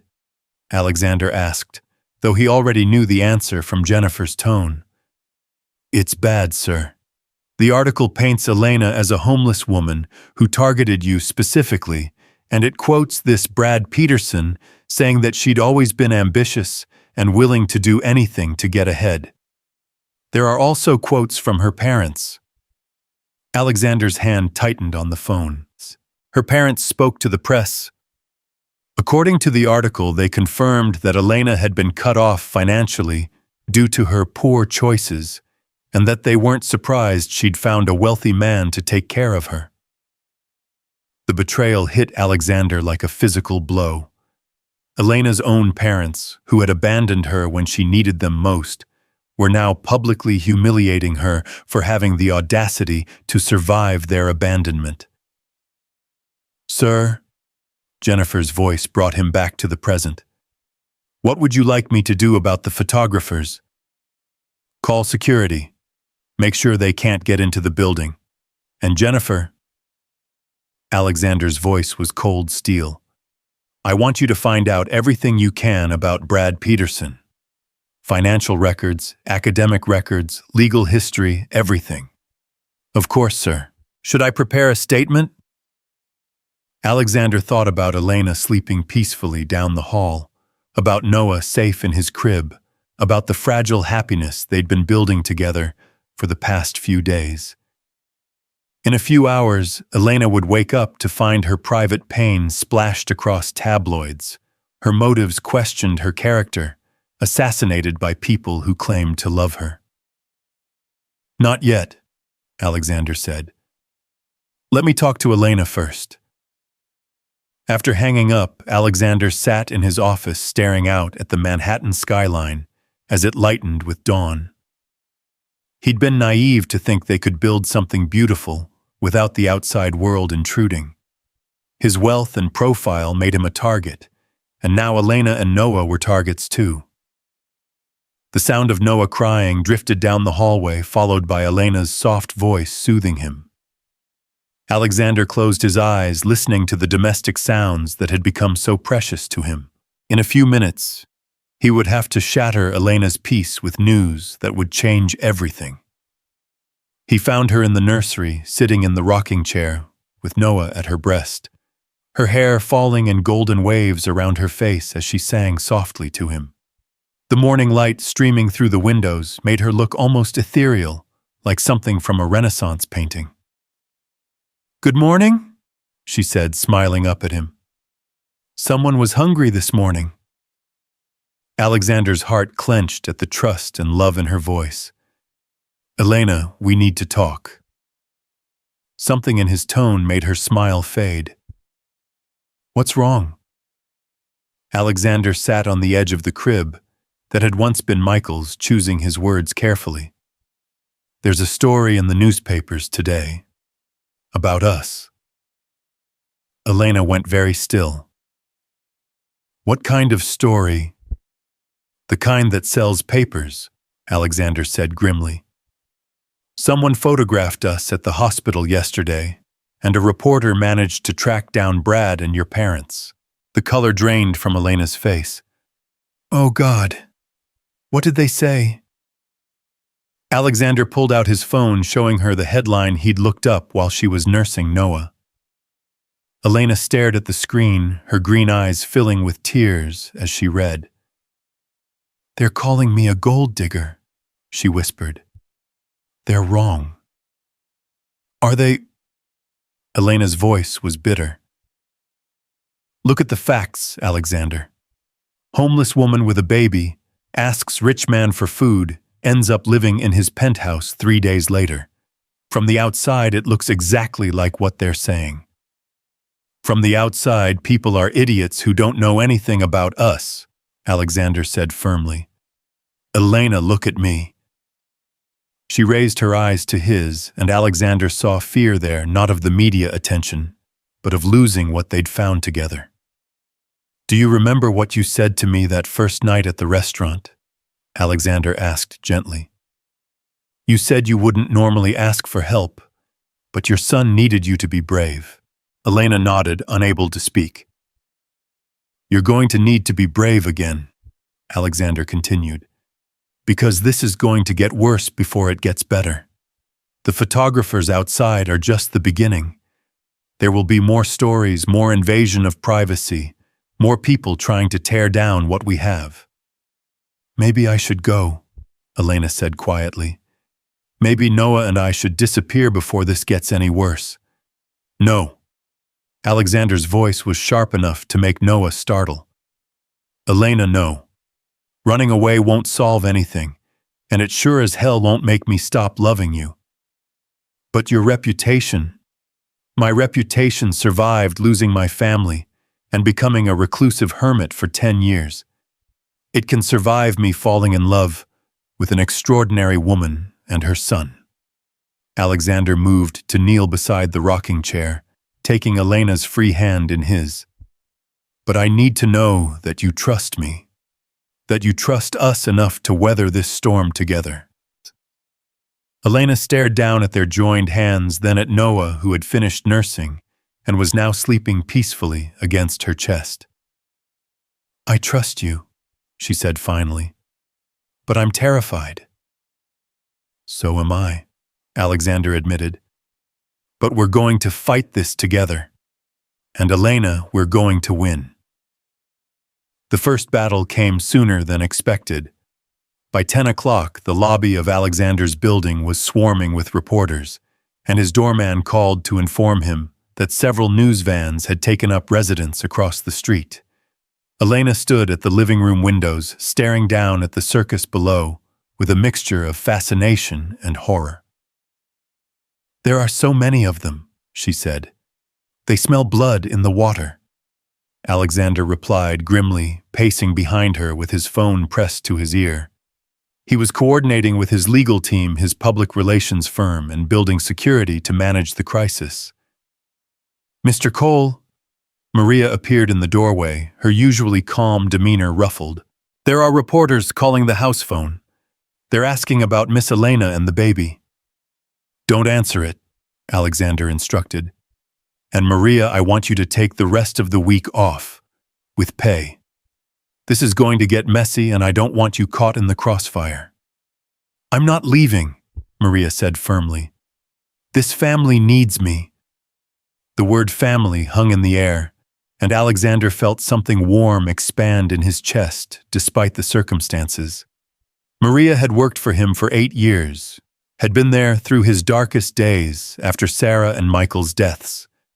If she was claiming Elena and Noah as family, it meant more than any public statement could. The phone rang again, and this time Alexander answered it himself. This is Alexander Cole. Mr. Cole, this is Rachel Morrison from Channel 7 News. I was wondering if you'd like to comment on the allegations that... Alexander hung up without a word. The phone immediately rang again. Let me, Elena said quietly, reaching for the handset. Elena, no. You don't have to. Yes, I do. Elena's voice was steady, but Alexander could see her hands trembling. They're talking about me.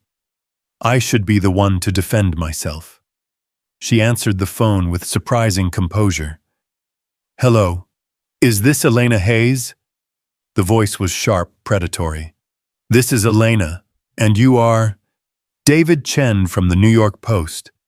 I was wondering if you could comment on Brad Peterson's claims that you specifically targeted wealthy men during your time at Columbia. Elena's jaw tightened, but her voice remained calm. Mr. Peterson is lying. I never targeted anyone, and I certainly never sought out wealthy men. The end of our relationship had nothing to do with money and everything to do with his complete lack of character when I told him I was pregnant. So you deny that you approached Mr. Cole at the restaurant specifically because you knew who he was. I approached Mr.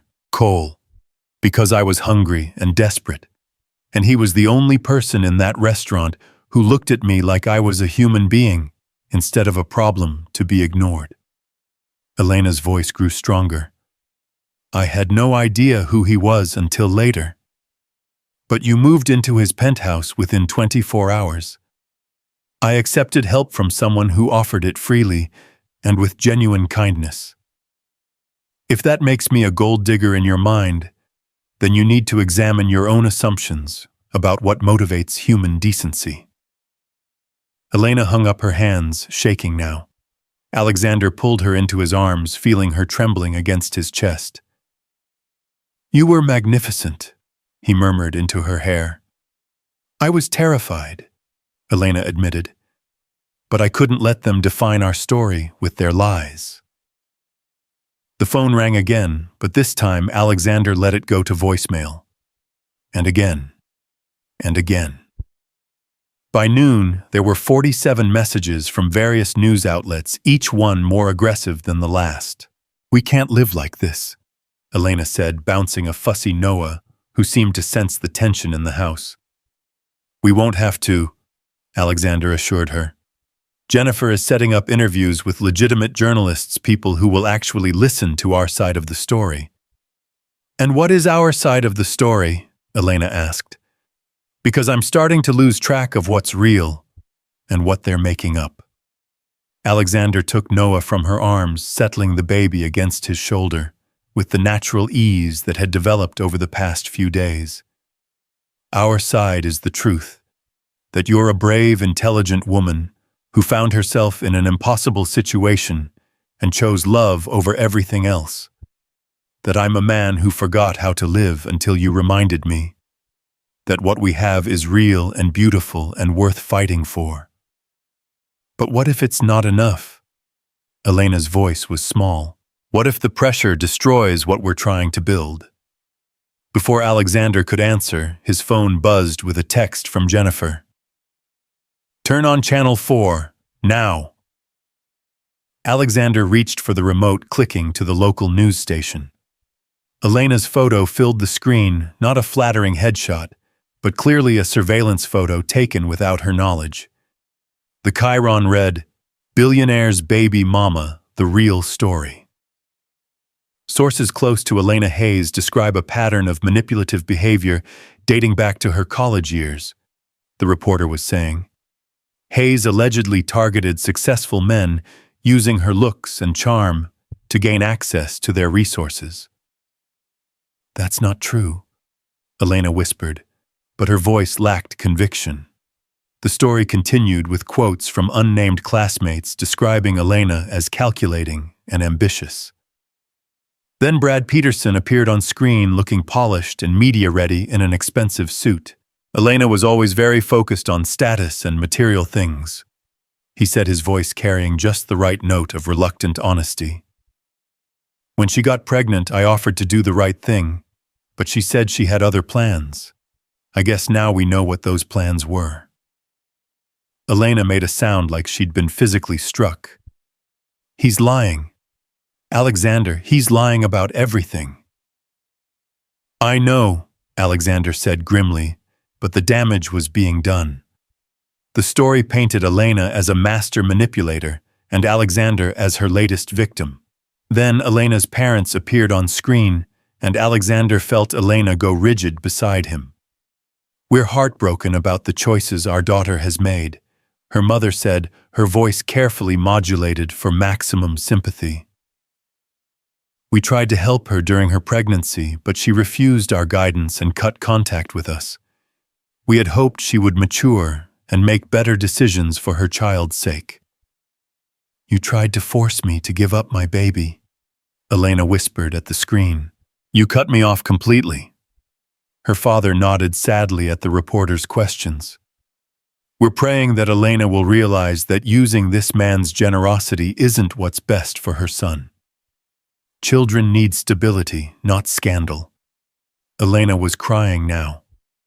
Harsh sobs that shook her entire body. Alexander muted the television and pulled her close, feeling her pain as if it were his own. "How can they do this?" Elena choked out. "How can they lie so easily about their own daughter?" "Because they're protecting themselves," Alexander said grimly. "Your parents abandoned you, and now they need to justify that abandonment by making you the villain. And Brad is probably being paid for those interviews, or he's trying to protect his own reputation by rewriting history." Elena pulled back to look at him, her green eyes bright with tears and something that looked like desperation. "Alexander, what if they're right? What if I am taking advantage of you? What if this whole thing is a mistake? Look at me," Alexander said firmly, cupping her face in his hands. "Really look at me." Elena met his eyes, and Alexander saw all her fear and self-doubt reflected there. "The night we met," Alexander said slowly, "you could have asked me for money. You could have told me some sob story designed to tug at my heartstrings and open my wallet. Instead, you asked for my leftovers. You asked for scraps because you were too proud to ask for more. But when I offered to help you, you said no at first. You were suspicious of my motives, worried about owing me something. A gold digger would have said yes immediately." Elena was listening now, her breathing beginning to steady. "When I brought you here," Alexander continued, "you worried about getting the sheets dirty. You cried because you felt like you didn't deserve kindness. You fought me every step of the way on accepting help, insisted on earning everything I've given you. That doesn't mean, Elena." Alexander's voice was gentle but absolute. "In 3 days, you've never once asked me for anything. Not money, not clothes, not jewelry, not any of the things a gold digger would demand. The only thing you've ever asked for is the chance to take care of your son." Elena stared at him, and Alexander could see the truth of his words sinking in. "They're lying," he said simply. "All of them, and we're going to prove it." The opportunity came sooner than expected. By evening, Jennifer had arranged an interview with Margaret Sullivan, a respected journalist known for her thoughtful, in-depth profiles. Sullivan agreed to come to the penthouse to see their life firsthand, rather than relying on gossip and speculation. "She's tough but fair," Jennifer explained over the phone. "If anyone can tell your story properly, it's her." Elena spent the hour before the interview pacing nervously, changing clothes 3 times, before settling on a simple blue dress that brought out her eyes. Alexander watched her fuss with her hair, understanding that this felt like a trial where the verdict would determine their future. "What if I say something wrong?" Elena worried. "What if I make things worse?" "You're going to tell the truth," Alexander said calmly. "That's all you can do." Margaret Sullivan arrived precisely on time, a woman in her 50s with silver hair and intelligent eyes that seemed to miss nothing. She accepted coffee and settled into the living room, her tape recorder and notebook placed discreetly on the coffee table. "Thank you both for agreeing to this," she said. "I know it can't be easy given what's been reported today." "The reports have been largely inaccurate," Alexander said carefully. "I'd like to hear your version," Sullivan replied. "Elena, why don't you start at the beginning? How did you and Mr. Cole meet?" Elena took a deep breath, and Alexander watched her transform before his eyes. Gone was the nervous, uncertain young woman. In her place sat someone poised and articulate, someone who had faced worse challenges than a journalist's questions. "I was homeless," Elena said simply. "I'd been living in my car with my 3-month-old son for 6 weeks. That night, I was desperately hungry, and I saw Mr. Cole sitting alone at an expensive restaurant with food he wasn't eating. I swallowed my pride and asked if I could have his leftovers." Sullivan's eyebrows rose slightly. "You didn't know who he was?" "I had no idea. I just saw someone who looked kind, and I was desperate enough to ask for help." Elena's voice was steady, honest. "I certainly didn't target him or plan anything. I was just a hungry mother trying to feed her child." "Tell me about your relationship with Brad Peterson." Elena's jaw tightened slightly, but her voice remained calm. "Brad and I dated for about 8 months during my junior year at Columbia. When I told him I was pregnant, he immediately suggested abortion. When I said no, he offered to pay for me to go somewhere else to have the baby and give it up for adoption. When I refused that too, he made it clear that I was on my own. He claims he offered to do the right thing," Sullivan noted. "If by right thing he means paying to make the problem disappear, then yes, he offered that. But he never once offered support, love, or any kind of real partnership in raising our child." Sullivan turned to Alexander. "Mr. Cole, your response to the allegations that Elena targeted you specifically—" "Elena didn't target anyone," Alexander said firmly. "If anything, I pursued her. She was reluctant to accept help, suspicious of my motives, and determined to maintain her independence. Those aren't the actions of someone with ulterior motives. But you moved her into your home very quickly." "I offered her a safe place to sleep with her baby. Elena had been living in her car for 6 weeks. Alexander's voice hardened slightly. "If providing basic human shelter to a homeless mother makes me gullible, then I'm proud to be gullible." Sullivan made notes, then looked up with sharp eyes. "Elena, your parents claim they tried to help during your pregnancy." Elena's composure finally cracked slightly, pain flashing across her face. "My parents told me I had brought shame on the family. They said I could choose between my baby and their support, but not both. When I chose Noah, they cut off all contact and financial help."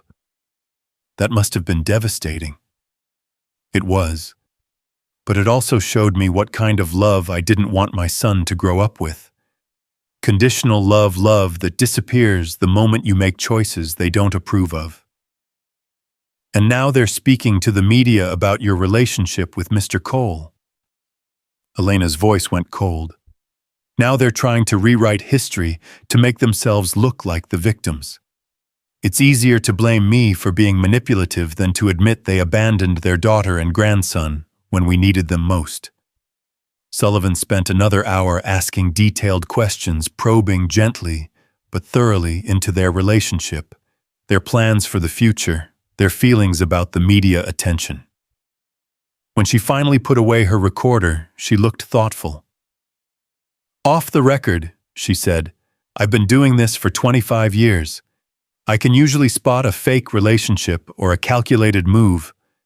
What I see here is two people who genuinely care about each other and are trying to build something real despite difficult circumstances." Elena's relief was visible. "Thank you." "Don't thank me yet," Sullivan warned.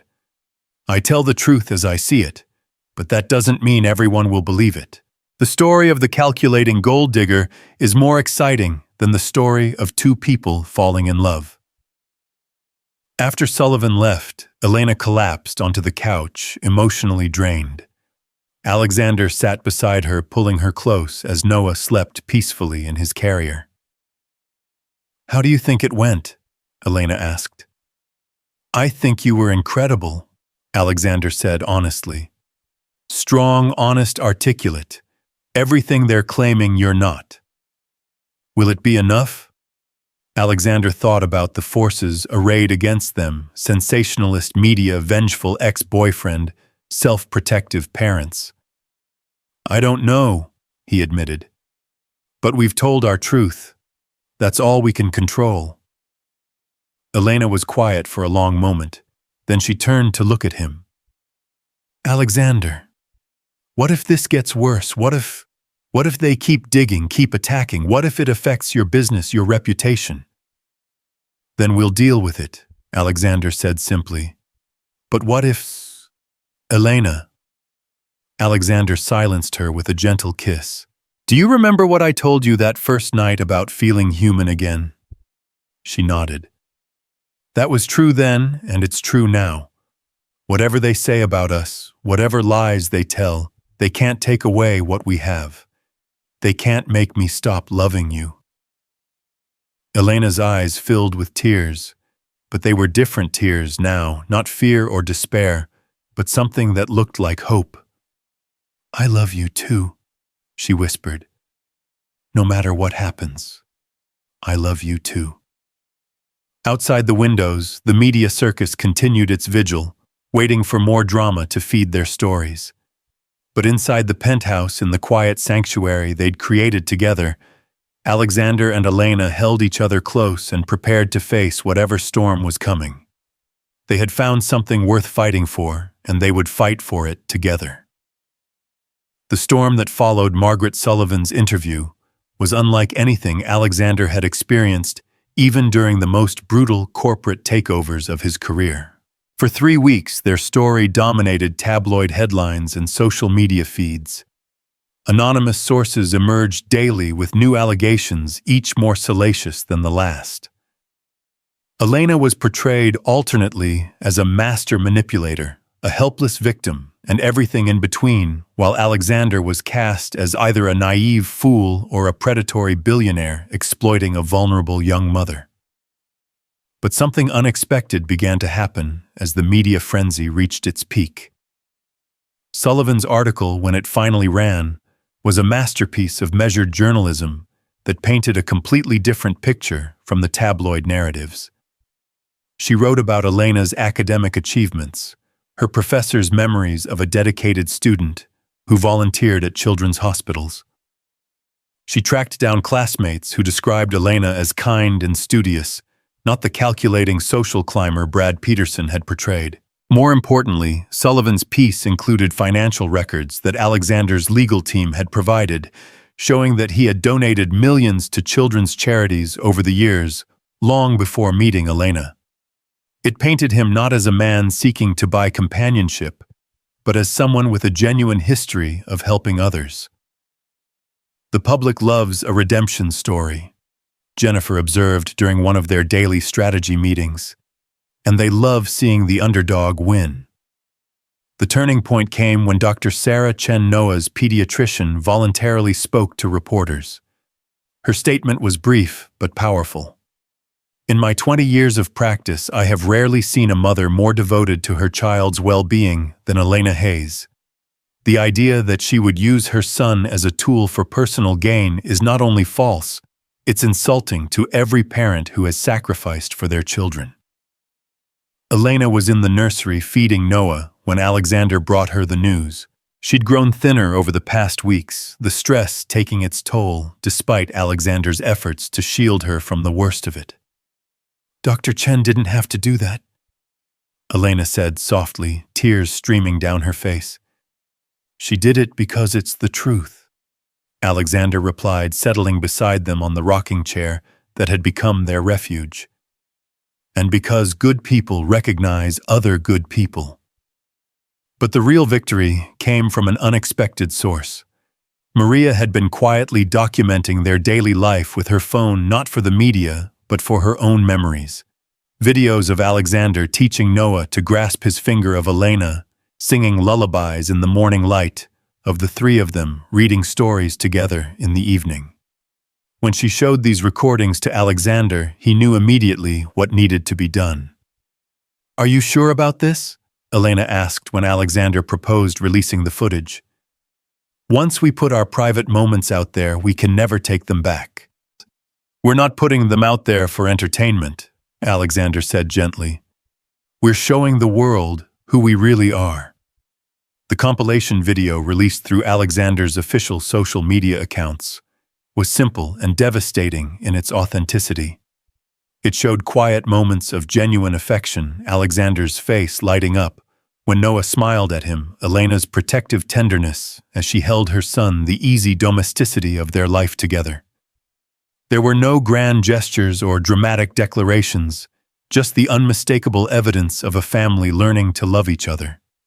The response was immediate and overwhelming. Within hours, the video had been shared millions of times. Comments poured in from parents who recognized the authenticity of the moments, from people who had been homeless themselves, from those who simply believed in the power of love to transform lives. "Look at this," Elena said, scrolling through the comments on her phone. "This woman says our story gave her hope after her divorce. This man says watching Alexander with Noah reminded him to appreciate his own children." More significantly, other stories began emerging. Women who had been in situations similar to Elena's spoke out about the impossible choices society forced on young mothers. Homeless advocates highlighted the inadequate support systems that left families living in cars. The narrative began shifting from scandal to something deeper, a conversation about compassion, second chances, and what it really meant to be a family. Brad Peterson, meanwhile, found himself under increasing scrutiny.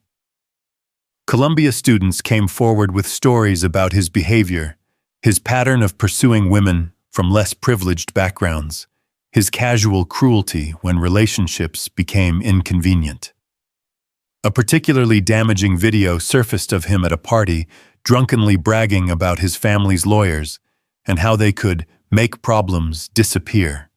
"Karma," Elena said when she saw the news coverage of Brad's fall from grace. "I almost feel sorry for him."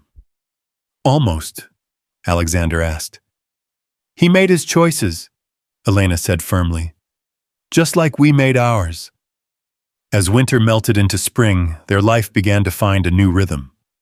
Elena had been readmitted to Columbia with a full scholarship, not because of Alexander's influence, though he could have arranged it, but because her academic record spoke for itself. The university's investigation into her departure had revealed the discriminatory treatment she'd faced from certain faculty members, leading to policy changes that would help other student parents. "I'm nervous," Elena admitted the night before her first day back to classes. They were sitting in what had become their favorite spot, the nursery, with Noah playing on a blanket between them. "You're brilliant," Alexander said simply. "You're going to be an incredible doctor. What if I can't balance everything? School, Noah, us?" Alexander reached for her hand, intertwining their fingers. Then we'll figure it out together. That's what families do. The word family still felt miraculous when he said it. 6 months ago, Alexander had been a man living in emotional exile, convinced that his capacity for love had died with Sarah and Michael. Now he spent his evenings reading medical textbooks while Elena studied, discussing her coursework with the same enthusiasm he'd once reserved for corporate mergers. Noah, meanwhile, had grown into a chubby, laughing baby who reached for Alexander the moment he walked into a room. Watching Elena's son, their son Alexander, had started thinking discover the world was like experiencing wonder for the first time in a decade. "Da-da," Noah babbled one afternoon, and Elena laughed at the look of pure joy that crossed Alexander's face. "He doesn't know what it means yet," she said gently. "He will," Alexander replied, lifting Noah into his arms. "Someday he will." The legal battles with Elena's parents had been swift and decisive. When they attempted to seek grandparents' rights, Alexander's team had demolished their case with documentation of their abandonment and neglect.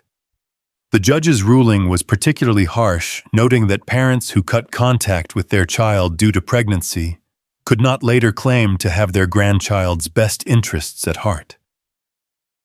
"I thought I'd feel vindicated," Elena told Alexander after the hearing. "Instead, I just feel sad.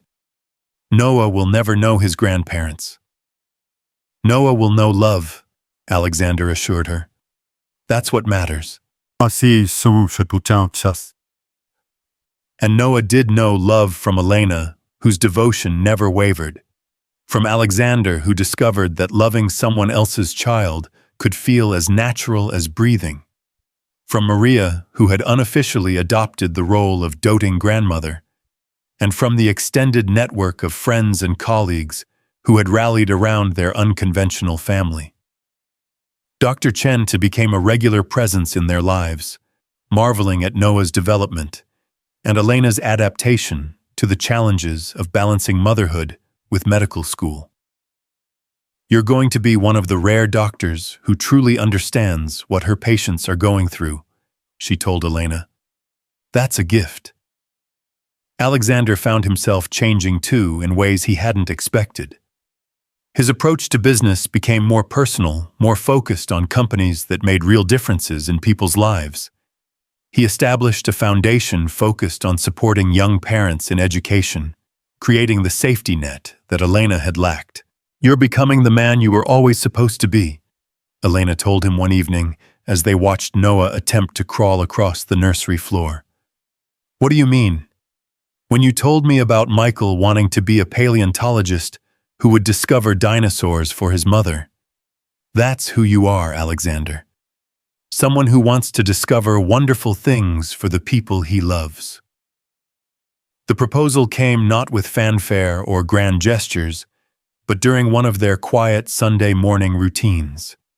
Elena was making breakfast while Alexander fed Noah, and the domestic peace of the moment felt so perfect that Alexander found himself speaking without conscious thought. "Marry me," he said. Elena dropped the spatula she'd been using to flip pancakes. "What? Marry me?" Alexander repeated, more certain now. "I know it's probably too soon, and I know this isn't the most romantic setting, and I don't even have a ring yet, but—" "Yes," Elena interrupted. "I love you more than I thought I was capable of loving anyone, and I want to spend the rest of my life—" Alexander stopped. "What did you say?" "I said yes." Elena's smile was radiant as she crossed the kitchen to where he sat with Noah. "Yes, I'll marry you. Yes to everything." Alexander stood still holding Noah and kissed her deeply while their son gurgled happily between them. "I want to adopt him," Alexander said when they broke apart. "Officially. I want Noah to be my son in every way that matters." Elena's eyes filled with tears. "Are you sure?" I've never been more sure of anything in my life. The wedding planning was deliberately simple. After months of media scrutiny, both Alexander and Elena craved intimacy and privacy. They chose a small ceremony in Central Park, not far from where Alexander's penthouse overlooked the green space that had become Noah's playground. "Just family and close friends," Elena insisted. "I want to be able to look at our wedding photos and see only people who genuinely love us." The guest list was small but meaningful. Maria Dr. Chen Jennifer and her family, a handful of Elena's classmates from medical school, and Alexander's business partner Richard, who had become an unlikely uncle figure to Noah. Elena's wedding dress was simple but elegant, chosen not for its price tag, but for the way it made her feel beautiful. Alexander wore a classic black tuxedo with a pocket square that matched the soft blue of Elena's eyes. Noah, now 10 months old and crawling everywhere, wore a tiny tuxedo that made him look like a distinguished miniature gentleman. The ceremony was officiated by Judge Patricia Williams, the same judge who had presided over Noah's adoption proceedings. She had been moved by their story and had volunteered to perform the service. "Marriage," Judge Williams said, as they stood beneath a canopy of spring blossoms, "is not just the joining of two people but the creation of a new family.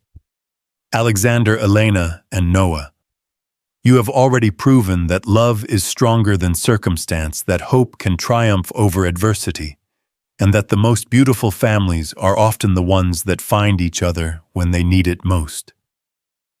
Alexander's vows were simple but profound. "Elena, 6 months ago, I was a man who had forgotten how to live. You didn't just save my life, you gave me a reason to live it.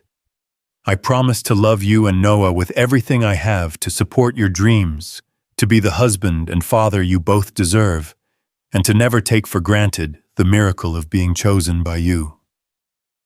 Elena's voice shook with emotion as she spoke.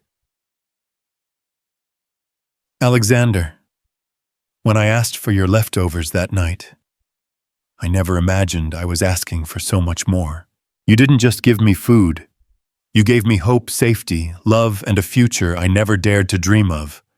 I promised to love you completely, to trust you absolutely, and to build with you the kind of family where love is unconditional and forever." When Judge Williams pronounced them husband and wife, Alexander kissed Elena with Noah nestled between them, their son reaching up to touch both their faces as if claiming them as his own. The reception was held in the penthouse that had been transformed for the occasion. The sterile spaces where Alexander had existed in isolation were now filled with flowers, laughter, and the warmth of people celebrating love. Maria had outdone herself with the dinner, and even the most elegant guests agreed that her cooking rivaled the finest restaurants in the city. "Speech!" Richard called out as the evening wound down. Alexander stood Elena beside him, with Noah sleeping peacefully in her arms, and looked around at the faces of people who had become their chosen family. "A year ago," Alexander began, "I thought my story was over. I thought I'd had my chance at happiness and lost it, and that the rest of my life would be just existing. I was wrong." He looked down at Elena, her face glowing in the soft light. "Elena, you taught me that asking for help isn't weakness, it's courage. That accepting love isn't selfish, it's necessary. That sometimes the most beautiful things in life come from the most unexpected places." Alexander's voice grew stronger. "To everyone here tonight, thank you for believing in us when the world was telling us we were wrong. Thank you for seeing our love for what it really is, not a fairy tale or a scandal, but something real and hard-won and absolutely worth fighting for." He raised his glass. "To Elena, who reminded me how to hope. To Noah, who reminded me how to love. And to all of you who reminded me that the best families are the ones we choose. As the guests raised their glasses in response, Elena stood on her tiptoes to whisper in Alexander's ear, "I have a wedding gift for you." "Elena, you didn't need to." "I'm pregnant," she whispered. Alexander's champagne glass slipped from his nerveless fingers, but Richard caught it with the reflexes of someone who had attended too many corporate celebrations. "What did you say?" Alexander's voice was barely audible. "I'm pregnant," Elena repeated, smiling through happy tears. "About 6 weeks along. Noah's going to be a big brother." Alexander's knees actually gave out. He sat down hard in his chair, staring at Elena with wonder and joy, and a terror so profound it took his breath away. "But we just got married," he said weakly. "We just figured out how to be a family of 3. "Are you upset?" Elena asked, suddenly uncertain. "Upset?" Alexander laughed, a sound of pure, incredulous joy. "Elena, I'm terrified and thrilled and so happy I can't think straight." He stood and pulled her close, mindful of Noah sleeping between them. "Another baby," he whispered against her hair. "Our baby." "Our baby," Elena confirmed. "All of them are our babies now." The rest of the evening passed in a blur of congratulations and excitement. Maria cried and immediately began planning nursery renovations. Dr. Chen offered to provide prenatal care and marveled at the resilience of the human spirit. Richard joked that he'd need to buy stock in a toy company given the rate Alexander's family was expanding. But the most perfect moment came later, after the guests had gone home and the 3 of them were alone in the nursery. Noah was finally settled in his crib, and Alexander and Elena sat together in the rocking chair, Elena's head on Alexander's shoulder. "Are you really okay with this?" Elena asked softly. "Another baby so soon." "Elena, look around this room," Alexander said gently. 6 months ago, this was a shrine to grief. Now it's full of life and love and the promise of more life to come. How could I be anything but grateful?" Elena was quiet for a moment. Then she said, "What do you think Sarah and Michael would say about all this?" Alexander considered the question seriously. For years, he'd felt guilty about the idea of being happy again, as if joy would somehow diminish the memory of his first family. But sitting here with Elena, watching Noah sleep peacefully, feeling the early flutter of new life growing inside the woman he loved, he realized that love didn't diminish love, it multiplied it. "I think," Alexander said slowly, "they would say that love is never wasted, that the capacity to love isn't finite, it grows with use, that Michael would be excited about having baby brothers or sisters, and that Sarah would love seeing me happy again." "I think so too," Elena whispered. They sat in comfortable silence, watching Noah's peaceful breathing, each lost in their own thoughts about the future they were building together. Outside the windows, Manhattan glittered with possibility, but inside the nursery, their world felt complete and perfect. "Alexander," Elena said eventually. Thank you for asking for more than my leftovers." Alexander smiled, understanding. "Thank you for giving me everything I didn't know I was missing." As spring turned to summer, their story gradually faded from the headlines, replaced by new scandals and fresher gossip. Occasionally, a photographer would catch them at the park or leaving a doctor's appointment, but the public had largely moved on to other sources of entertainment. Elena thrived in medical school, her professors noting her exceptional bedside manner and intuitive understanding of patient psychology. Her personal experience with hardship made her especially gifted at treating families in crisis, and she was already being courted by several prestigious pediatric residency programs. Alexander found himself stepping back from the day-to-day operations of his business empire, preferring to spend his time with Elena and Noah. He discovered that success felt different when you had people to share it with, more meaningful, less desperate. Noah grew into a toddler who called Alexander Daddy without any confusion about their relationship. His first word had been Mama, but his second had been Dada, and watching Elena's face when it happened had been one of the greatest moments of Alexander's life. "He doesn't remember a time before you," Elena told Alexander one evening, as they watched Noah stack blocks with intense concentration. "To him, you've always been his father." "Good," Alexander said simply, "because he's always been my son."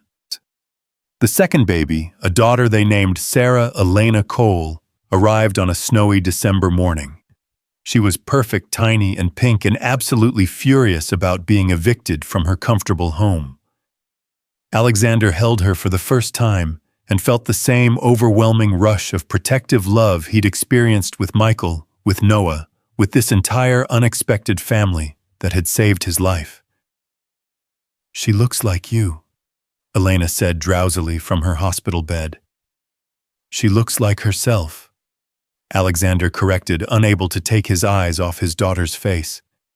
"Perfect and fierce and absolutely beautiful." Noah, now almost 2, was initially skeptical of the small person who had commandeered so much of his parents' attention.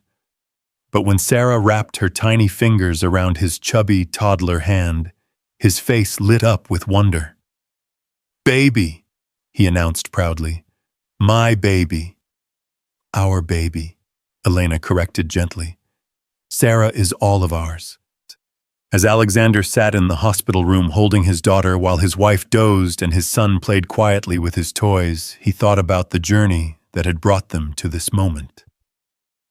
A year and a half ago, he'd been a man eating alone in an expensive restaurant, going through the motions of living without actually being alive. Now he was surrounded by the noise and chaos and overwhelming love of a real family.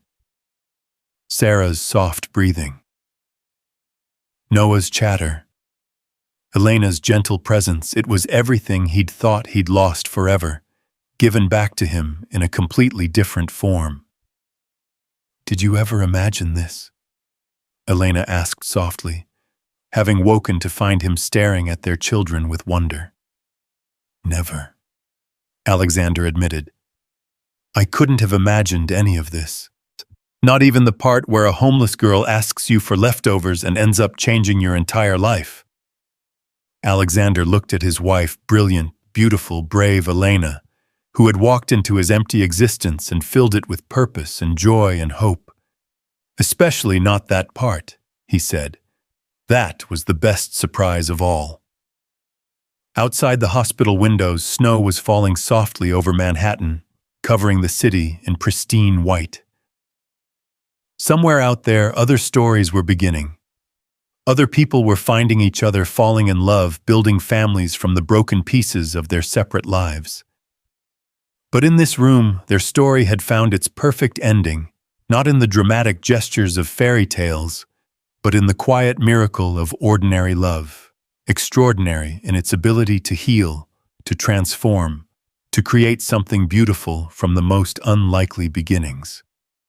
Alexander Cole had asked for leftovers and received everything.